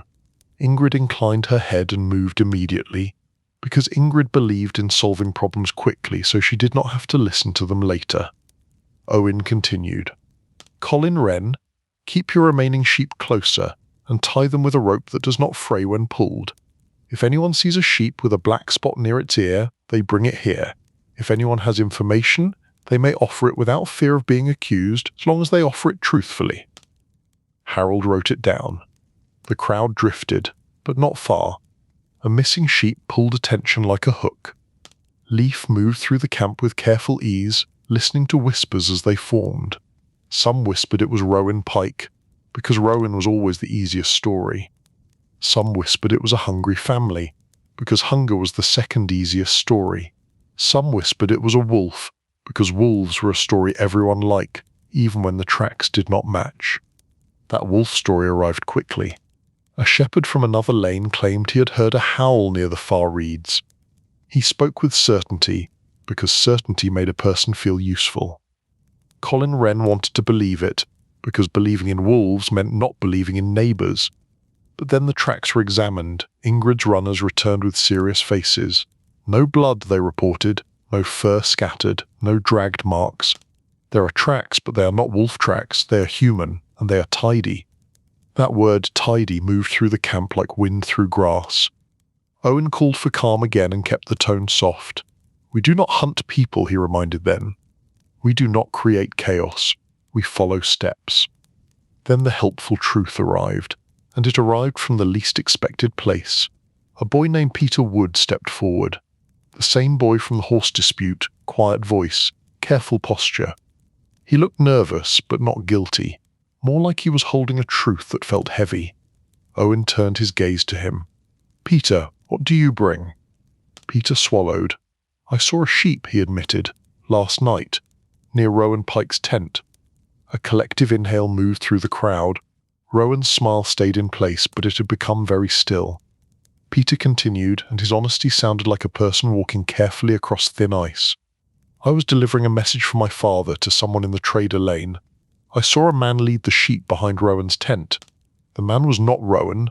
The man was Brent Hayard." Leaf felt the entire camp shift. Names were fuel. Brent Hale had already been muttering about Ingrid's tyranny. Now Brent Hale had a sheep attached to his name like a burr. Rowan's eyes flicked toward the lane where Brent's tent stood, then returned to calm, as if he did not want to look too involved. Owen's voice remained even. "Peter, are you certain?" Peter nodded quickly. "Yes. Brent's boots are clean, but not as clean as Rowan's. Brent walks like he thinks the earth should move aside for him." I recognized him. The crowd released a low murmur. It was the murmur of recognition and of something close to satisfaction. It was easier to blame Brent than Rowan. Rowan was slippery. Brent was loud. Owen turned to Ingrid, who had arrived at the edge of the open space already, because Ingrid could smell trouble like smoke. "Bring Brent Hale," Owen instructed. Ingrid did not move herself. She gestured, and two men from her camp organization circle went to fetch Brent. They returned with Brent a few minutes later, and Brent looked outraged at being interrupted, which was always a poor start. Brent stepped into the open space with his chin raised. "This is ridiculous," he began, voice controlled but sharp. "I am being treated as if I have done something wrong." Owen's tone stayed calm. "We are treating you as if we have questions." Brent's eyes darted across the crowd, searching for support. Some faces looked curious, some looked disapproving. Nobody looked eager to defend him. Owen asked the question again, simple and direct. "Were you near Colin Wren's sheep last night?" Brent hesitated, then answered. "I walked the lanes. I could have been near any tent. That is how camps worked." Owen nodded, as if agreeing that camps were inconvenient. "Did you lead a sheep behind Rowan Pike's tent?" Brent's mouth opened, then closed, then opened again, as if his story was trying to decide what shape would fit. "No," he said. Peter Wood stood very still, watching. Mary Wren watched too, bright eyes, serious face. Children noticed when adults lied. Adults noticed too, but they pretended not to. Owen did not accuse. He offered steps. "Ingrid," he said, "search behind Rowan Pike's tent and behind Brent Hale's tent. Do so with neutral witnesses." Ingrid nodded once. She chose witnesses who looked boring, which was always the best choice. They walked to the trader lane. The crowd followed at a respectful distance. because nothing made people walk faster than the promise of evidence. Behind Rowan's tent, the ground was slightly disturbed. There were hoof marks, there were small droppings. There was also a faint smear of wool caught on a stake. Rowan's expression stayed calm. He looked mildly offended that the earth was messy behind his tent. Behind Brent's tent, the search found the sheep. The sheep stood tied to a rope, chewing calmly. Black spot near the ear, looking as if it had simply relocated to a new buffet. It did not look traumatized. It looked satisfied. Colin Wren exhaled a breath that sounded like relief and anger mixed together, the way soup mixed salt and water. Brent Hale stared at the sheep like the sheep had betrayed him. "This is not what it looks like," he began. Leif, standing near the back, thought that this sentence had been spoken by every guilty person since the first stolen turnip. Owen remained calm, which made Brent's panic look louder by contrast. "Then explain what it is." Brent's eyes flicked toward the crowd. He attempted a smile. It failed. "I was helping," he said. "The sheep was loose. I found it wandering. I tied it so it would not be lost. I planned to return it in the morning." Colin Wren's voice stayed controlled, but the words were sharp. "Then why was my rope frayed? Why was the sheep led behind Rowan's tent? Why not bring it to me?" Brent lifted his hands, palms open, the gesture of someone begging to be understood. "I did not want to wake you," he insisted. "I did not want to disturb you. Also, your tent is far from mine." Ingrid Reed stepped forward, calm as winter. "Your tent is not far," she stated. "It is 2 lanes away." Brent's face warmed. "Then why was it behind Rowan's tent?" Colin asked again. Brent glanced at Rowan, and Rowan's calm face made Brent look more desperate. "I did not want people to think it was mine," Brent blurted. "If it was near Rowan, people would assume it belonged to him. People assume many things about Rowan." Rowan's smile returned, mild and warm, the smile of a man who enjoyed being used as a shield. "They do," he murmured. Owen lifted a hand, quieting the murmurs that threatened to swell. "Brent Hale," Owen stated, "you took a sheep and you hid it. Even if you believed you were helping, you chose secrecy. Secrecy is what makes help look like taking." Brent tried to protest, but Owen continued, gentle and firm. "You will return the sheep at once, of course. You will also provide compensation to Colin Wren for the fear and the time spent searching. A measure of grain or a day of labour, recorded and witnessed, and you will apologise publicly, not because apologies fix everything, but because they set a boundary around future behaviour." Harold wrote it down. The crowd released a breath. Relief. Satisfaction. A clean ending. The sheep chewed, unconcerned. Brent's posture slumped slightly. He nodded, because there was nothing else to do. Colin Wren took the rope and led the sheep back toward his tent, murmuring to it as if it had been a foolish child. Mary Wren walked beside him, calm again now that the world made sense. As the crowd drifted back, the camp spoke softly about helpfulness, and how it sometimes wore the mask of theft.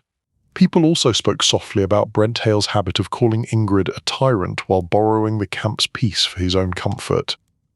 By evening, the camp had a new lesson to soothe itself with. Evidence mattered. Procedure mattered. Even missing sheep could be found without turning the camp into a hunt. Owen sat by his tent as the lake darkened again, feeling the quiet satisfaction of a system holding. Harold stored his slate. Ingrid checked rope lines once more. Leif walked the lanes and listened to the last whispers of the day, now softer, now more restful. The sheep was back. The camp could sleep. Chapter 8. The Wedding Contract and the List of Things. The 8th day of the Thing arrived with the soft rhythm of a camp that had begun to trust its own routines. Fires were lit early. Water was carried with fewer complaints. Harold Ash looked less haunted by the idea of dampness, which meant the world had improved in a measurable way. Owen Greybeard stood in the open space and watched people gather. They moved with the quiet purpose of those who had learned that if they arrived on time, they would leave sooner. This was the closest thing to joy that law could offer. Leif Miller drifted near the edge, listening to the small streams of gossip that fed the camp like rain. Brent Hale had become quieter since the sheep incident, which was a community service nobody had requested but everyone appreciated. Jasper Thorne had replaced the missing oar as promised, and the boat owners had begun to speak to each other like people who might share a winter without setting traps. Hazelbrook and Jasper Thorne continued to be not promised in a way that required constant confirmation. The camp had adjusted its rumour into a new shape. Now it was not a secret engagement. Now it was an inevitable future. This was how humans protected themselves from uncertainty. They replaced it with certainty, even when the certainty was invented. That morning, a wedding matter arrived at the Thing, and it arrived with the careful dignity of people who wanted a public record more than they wanted romance. A woman named Alice Fern stepped forward with her father, Edwin Fern, and her mother, Clara Fern. Alice was calm. She was not shy. She simply looked like a person who had decided to keep her feelings private until everyone else stopped talking. Opposite them stood a man named Hugh Linton with his uncle Walter Linton and his aunt Miriam Linton. Hugh looked polite and slightly tense. Walter Linton looked like he had been waiting for this moment since before Hugh was born. Miriam Linton looked calm in a way that made people nervous. Harold wrote names.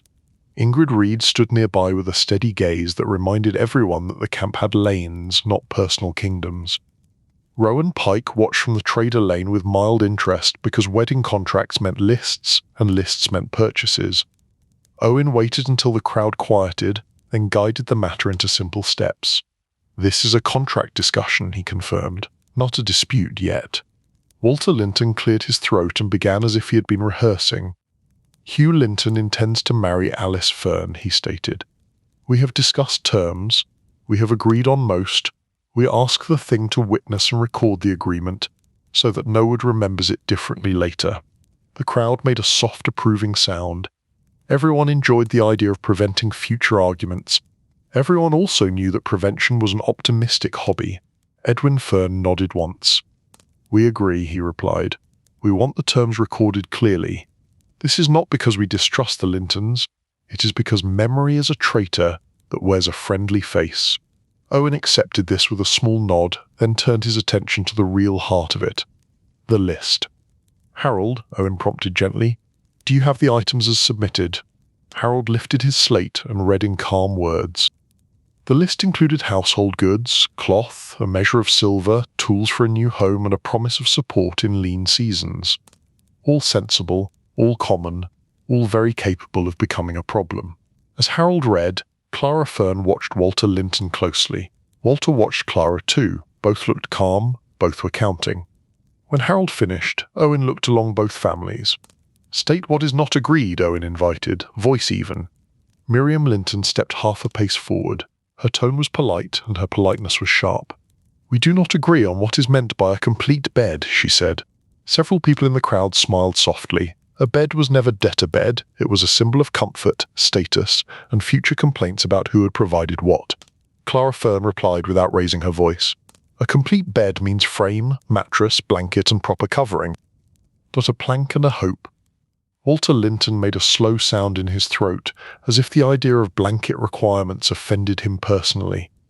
"In our house," Walter began, "a bed is a frame and what a person brings to it." Alice Fern stood very still.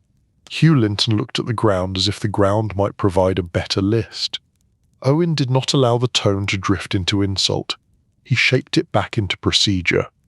"Describe what each side intends to provide," Owen instructed. "No poetry, no tradition statements. Items." Harold shifted his slate slightly, pleased to hear the word items.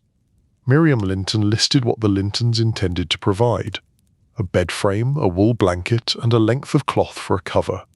Clara Fern listed what the Ferns intended to provide: a stuffed mattress and a second blanket. Edwin Fern added that the couple would also receive a small chest for storage, because young people collected objects the way older people collected regrets. Walter Linton frowned slightly. "A chest is unnecessary," he muttered. Ingrid Reed, passing behind him, paused just long enough to land a calm comment without aiming it at anyone. "Young people always need a chest," she observed. "If not for goods, then for the stories they refused to throw away. Walter looked as if he wanted to disagree, then decided he did not want Ingrid to look at him again. Owen returned to the list. So the bed will be complete by joint provision, Owen summarized. Frame and blanket from the Lintons, mattress and blanket from the Ferns, covering cloth from the Lintons. Agreed. Both sides nodded, and the crowd released a small breath. One item was now trapped safely in words. Then the next disagreement arrived, because lists were like that. If a list did not contain a disagreement, it would be too short. Edwin Fern spoke carefully. We also do not agree on the phrase standard expectations, he said. Walter Linton lifted his chin. Standard expectations are standard, he insisted. Clara Fern kept her voice mild. If they are standard, Clara replied, list them. The crowd made another soft sound. Not laughter exactly, more like the shared pleasure of watching a vague phrase get forced into daylight. Owen nodded. List them, he repeated, tone gentle but firm. Walter Linton began listing, and the list began reasonable and then wandered into the kinds of promises that created decades of quiet resentment. Support in winter, he said. A share of fish when the lake is generous. Help with roof repair if storms come. A cow loan if needed. Clara Fern held up a hand slightly. Polite interruption. Cow loan, she repeated. Walter nodded as if cow loans were as common as rain. A cow may be lent for a season, he explained. Everyone knows this. Clara Fern looked at Edwin Fern, then back to Walter. Everyone does not know this, she replied. Also, cow loans are the beginning of arguments about what a cow is and whether it returned in the same mood. Harold wrote cow loan in words, likely with a private feeling that the day had become complicated in a satisfying way.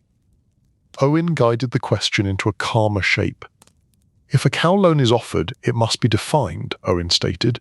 Duration, conditions, and what happens if the cow produces less than expected. Walter blinked slowly. Defining a cow in public was a humbling experience. Miriam Linton stepped in smoothly, voice calm.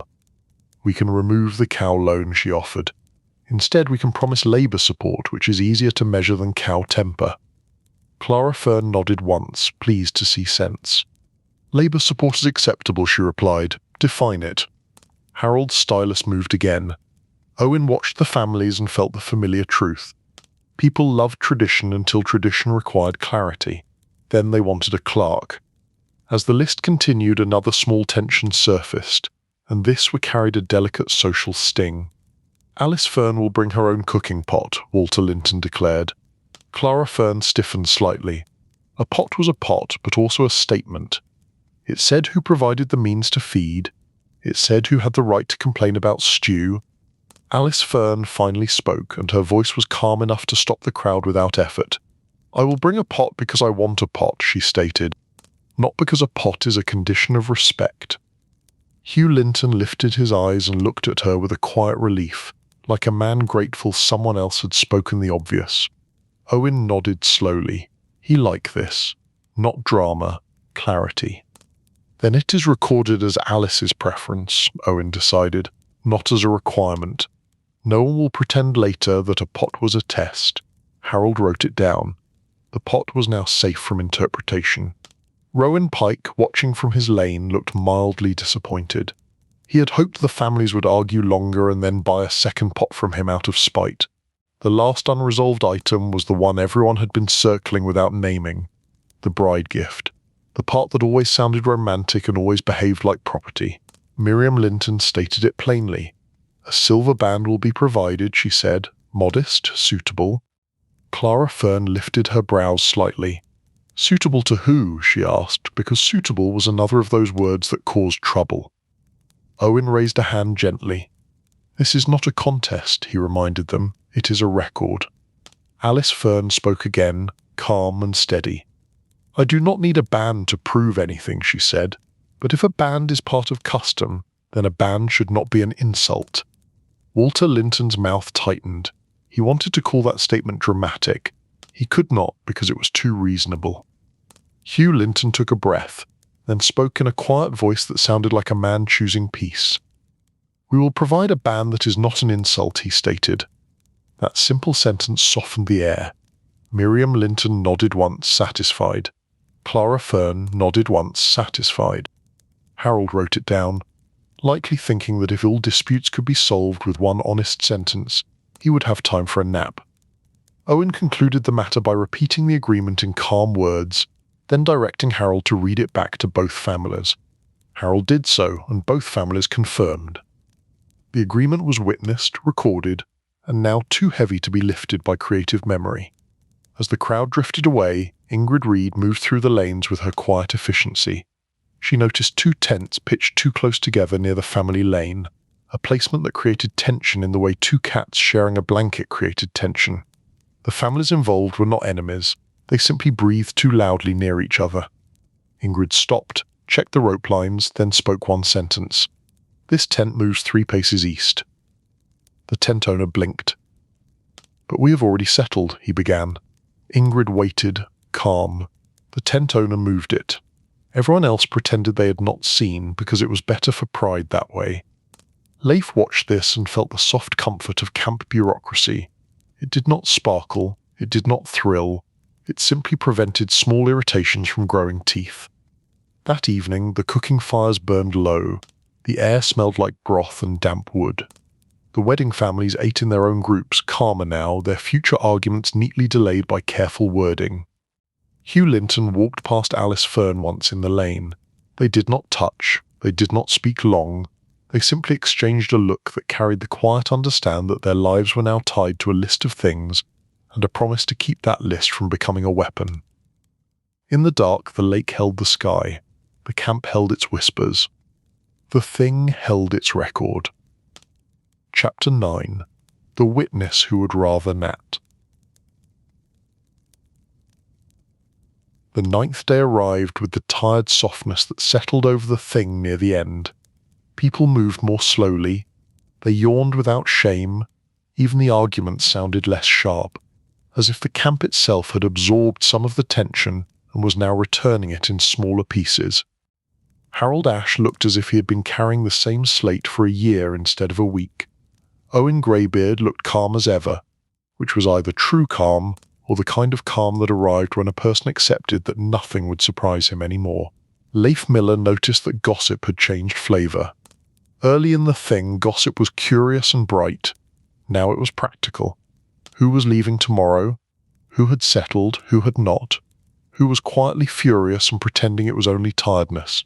Rowan Pike still smiled, but his smile had begun to look slightly strained, like a merchant trying to sell cheerfulness at the end of a long market day. The main case of the day began as a simple matter, which meant it would not stay simple. A man named Caleb Ward stepped forward with his hands held carefully in front of him, palms open, like he wanted everyone to understand he had come in peace. Caleb was known in his home valley for being steady and quiet. This made it more unsettling that he was here at all. Opposite him stood a woman named Ruth Carter, who held herself like a person who did not enjoy public attention, but enjoyed fairness enough to tolerate it. Harold recorded their names. Owen waited. Caleb Ward spoke first, voice low. "A clasp is missing. A bronze cloak clasp. It belonged to my mother. It was in my tent. It is now not in my tent." The crowd made a soft murmur. A clasp was not a great treasure, but it was personal. Personal losses created the kind of anger that kept people awake. Ruth Carter replied in a calm voice. "He believes I took it." Caleb did not rush. He did not accuse with heat. That made the accusation sharper. "I believe you have it," he confirmed. "I saw it on your cloak yesterday near the cooking fires." Ruth's eyes narrowed slightly, not in anger, but in focus. "I have a bronze clasp," she replied. "It is mine. It is not your mother's." Owen guided the matter into steps. "Caleb, describe the clasp." Caleb described it carefully. Round. Simple knot pattern. A small nick near the edge, as if it had been dropped on stone long ago. He spoke of it with the quiet reverence of someone speaking about a memory. Ruth described her clasp. Round. Knot pattern. No nick. She claimed it had belonged to her aunt. She had worn it for years. She did not enjoy being treated as if she had only thus invented metal. Owen listened and then asked the question that always turned people uncomfortable. Witnesses. Caleb named a witness who would rather not exist, a man named Jonas Pike, no relation to Rowan, who had been near the cooking fires yesterday and had apparently seen the clasp on Ruth's cloak. Jonas stepped forward slowly, face pale with reluctance. Leif watched Jonas and recognized the posture. This was the posture of a man who had seen something minor and now regretted having eyes. Ruth named a witness too, a woman named Elsie Marsh, who confirmed that Ruth had worn a similar clasp in previous seasons. Harold wrote, Owen listened, and the camp leaned in because this was the kind of case that felt small but could turn poisonous. Owen invited Jonas Pike to speak. Jonas stepped forward and stared at the ground for a moment as if the ground might offer him a different life. I do not want to be involved, he began. Owen replied calmly, You are involved because you saw something. Speak plainly, and it will pass. Jonas swallowed. I saw Ruth by the fires yesterday, he stated. I saw a bronze clasp. It looked like Caleb's description, with a small nick. But I did not hold it, I did not touch it, I did not examine it. I was carrying water and trying not to slip. Owen nodded. Did you see Caleb's clasp before it went missing? Jonas hesitated. I saw something like it once, he admitted. On Caleb's cloak, earlier in the week. Owen let the words settle. Not proof, but a thread. Then Owen asked a calmer question that sounded like kindness. Jonas, why do you hesitate? Jonas looked up, eyes tired. Because if I speak, someone will be angry with me. If I speak less, someone will be angry with me. If I speak more, everyone will remember my name. Harold's stylus paused for a breath, as if Harold recognized a fellow sufferer. The crowd made a soft sound of sympathy. Everyone understood the pain of being remembered. Owen kept the tone gentle. Speak only what you know. Jonas nodded and repeated the limited facts. He saw a clasp. It appeared nicked. He could not swear it was Caleb's clasp. He wished the clasp had stayed in the earth. Owen accepted that, then turned to Elsie Marsh, Ruth's witness. Elsie confirmed Ruth had worn a similar clasp long before the thing. Elsie admitted she could not speak to nicks because she did not enjoy staring at other people's cloaks. Owen then invited Ruth to show her clasp. Ruth held her cloak edge steady and lifted the clasp so those near could see. Owen did not touch it. Harold did not touch it. Ingrid Reed, standing nearby, did not touch it, but her eyes did what touch might have done. The clasp had a nick, small, near the edge. Ruth's face tightened slightly. That nick was not there before, she stated. Caleb's shoulders rose slightly, then fell. It was there on my mother's clasp, he replied quietly. The air shifted. A small object had become a large feeling. Owen did not let the feeling take control. He returned to steps. Ruth, do you have any reason the nick would appear? Ruth hesitated, then admitted something that sounded innocent, but also sounded like life. I dropped my cloak yesterday on a stone near the fire, she stated. The clasp could have struck. Caleb made a small sound that might have been skepticism. Owen nodded. Possible. Then Owen asked the question that mattered most and sounded most boring. Where was Caleb's clasp kept, and who had access to his tent? Caleb admitted his tent flap had been tied loosely. He did not like to make it tight because he did not like to feel trapped. He had assumed nobody would enter. He had assumed the camp was decent. Owen did not correct him out loud. The camp corrected him with a soft murmur of reality. Ruth stated she had not entered Caleb's tent. She stated she had no need to. She stated she had her own clasp and her own life. Owen looked at Caleb, then Ruth, then Harold. No clear proof of theft exists, Owen stated calmly, but a strong suspicion exists. We will not punish a suspicion, we will try to solve the loss. He turned to Ruth. Ruth, if your clasp truly belonged to your aunt, you may show any mark or memory that confirms it. If Caleb's clasp truly belonged to his mother, he may show any mark or memory that confirms it. If both are true, then perhaps two similar clasps exist, and the camp has created a story out of tired eyes.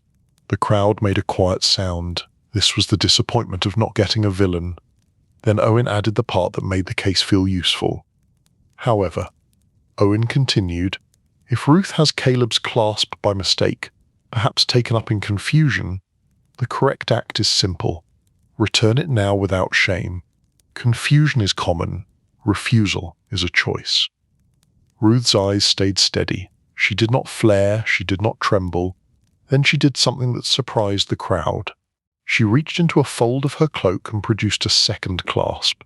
It was wrapped in cloth like something delicate. She held it out and unwrapped it slowly. "This was in my bundle," she stated. "I did not know it was there until this morning. I thought it was a spare pin. I did not look closely. I was tired." The clasp was round, knot pattern, with a small nick near the edge. Caleb inhaled softly. His face did not show triumph. It showed relief, which was the kinder emotion. Ruth's voice stayed calm. "I did not enter his tent," she stated. "I did not take it on purpose. Someone must have placed it in my bundle, or it caught in cloth when people brushed past, or I picked it up by mistake near the fires. I do not know, but I am returning it." Owen accepted the clasp, careful not to touch it more than needed, and handed it to Caleb. Caleb received it with both hands, as if receiving something fragile. The crowd released a breath. The case had found an ending that did not demand cruelty. Everyone preferred this, even those who wanted drama. Owen then addressed the witness who would rather not. "Jonas Pike," Owen stated, "thank you for speaking despite your discomfort. You have done your duty." Jonas looked as if he had been told he could go home forever. Harold wrote the resolution. Ruth apologized in a simple sentence, and the apology sounded like exhaustion more than guilt, which was honest. Then the smaller theft case arrived, because the day was not finished with objects. A man named Brent Hale stepped forward again, and the crowd made a low sound that meant, "Not you again, quietly please." Brent held a wooden bowl in his hands as if it were sacred, and also as if it had been personally wronged. "My bowl was taken," he stated. Leif felt a gentle amusement rise and then settle. Bowls have become the symbol of this camp. Bowls, portions, stew, and the endless human fear of being slightly cheated. Ingrid Reed stood at the edge of the open space with a face that promised patience had a limit. Owen kept the tone calm. "Describe the bowl." Brent described it with too much passion. "Carved rim. Small chip. Made by his cousin. Very meaningful. Also he would like it back because it fit his hands." Then someone from the cooking fires, the older woman who had been watching stew since day one, stepped forward and solved it without drama. "Your bowl is by the second pot," she stated. "You left it there while complaining about stew thickness. You then complained about it missing while it sat in plain sight." The crowd made a warm murmur. Brent's face warmed.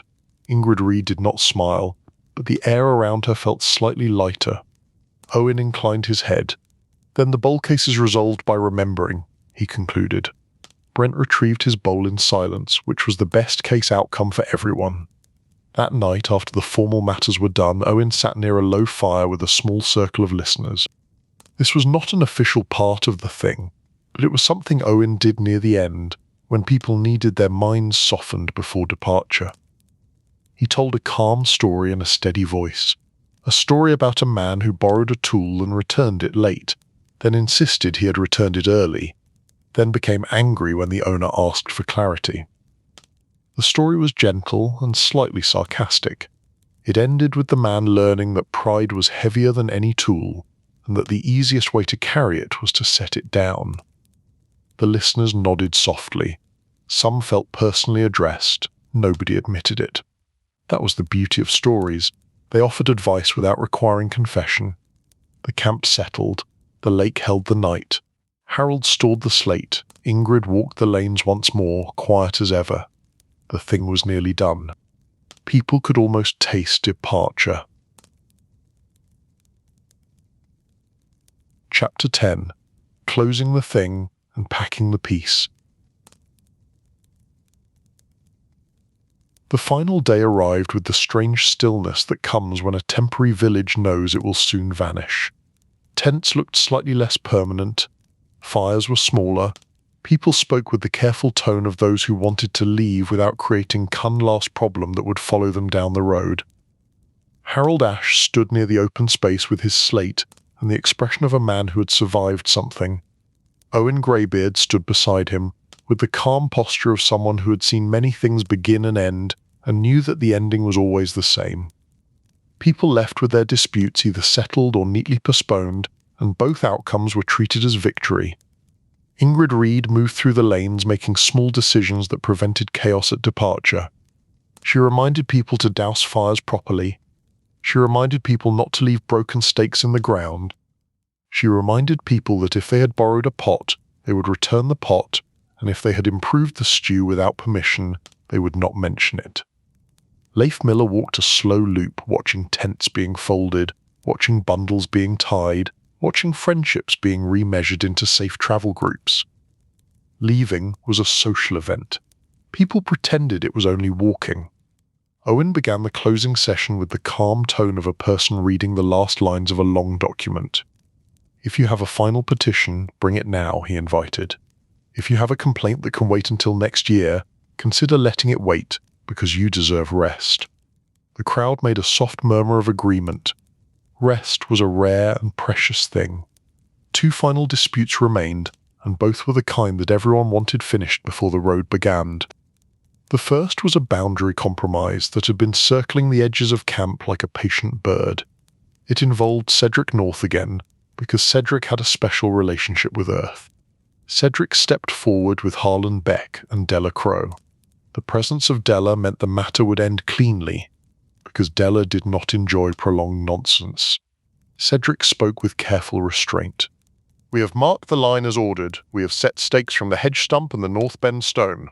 But the strip near the ditch remains annoying," he admitted, and that was a rare honest word in a boundary case. Harlan Beck nodded once. "It is annoying," he agreed. "It is also reality." Owen listened, then asked for the measured record. Harold read the measures back in calm words. The line was fair. It was stable. It also required Cedric to accept that some of his imagined meadow had never been his meadow. Cedric's face carried the quiet grief of a man losing grass he had already spent in his mind. Owen offered a compromise that was technically fair and emotionally annoying, which was the best kind of fair. The boundary stands as marked. Cedric will move his fence to the safe distance from the ditch as advised. In exchange, Harlan will allow Cedric's seasonal use of the strip for cutting grass only, not for grazing, and only during the dry weeks, and only if Cedric helps maintain the ditch. This use does not change ownership, it changes cooperation. Cedric's eyes narrowed slightly because the word cooperation tasted like swallowing pride. Harlan's face stayed calm, but his shoulders lowered a fraction. He liked the idea of ditch help. Della Crow nodded once. "This is sensible," she stated. "If either of you breaks the terms, I will personally remind you what shame feels like." The crowd made a low, warm sound. Della was a public resource. Harold recorded the compromise. Cedric and Harlan nodded, not as friends, but as neighbours who had agreed to stop trying to unalive each other with paperwork. Then the last major matter arrived, and it was what everyone had been waiting for: Rowan Pike and his accounts. Rowan stepped forward with his usual tidy boots and a smile that tried to look casual. Behind him stood Mara Finch, calm as ever, and also slightly tired in the way a person became tired when they had witnessed too many convenient memories. Opposite Rowan stood Gareth Clay, arms folded, face steadied. Also present was Peter Wood, who had returned to the camp to confirm the horse adjustment, because Peter had become the unofficial clerk of human honesty. Harold lifted his slate, and the crowd leaned in. They like watching a trader meet the hard edge of record. Owen looked at Rowan. "You were ordered to settle the remaining silver owed to Gareth Clay by the end of this thing," Owen reminded him. Rowan nodded. "Yes." Owen did not ask for poetry, he asked for proof. "Show the payment." Rowan produced a small pouch of silver and handed it to Harold for counting, because Harold was the camp's best defense against charm.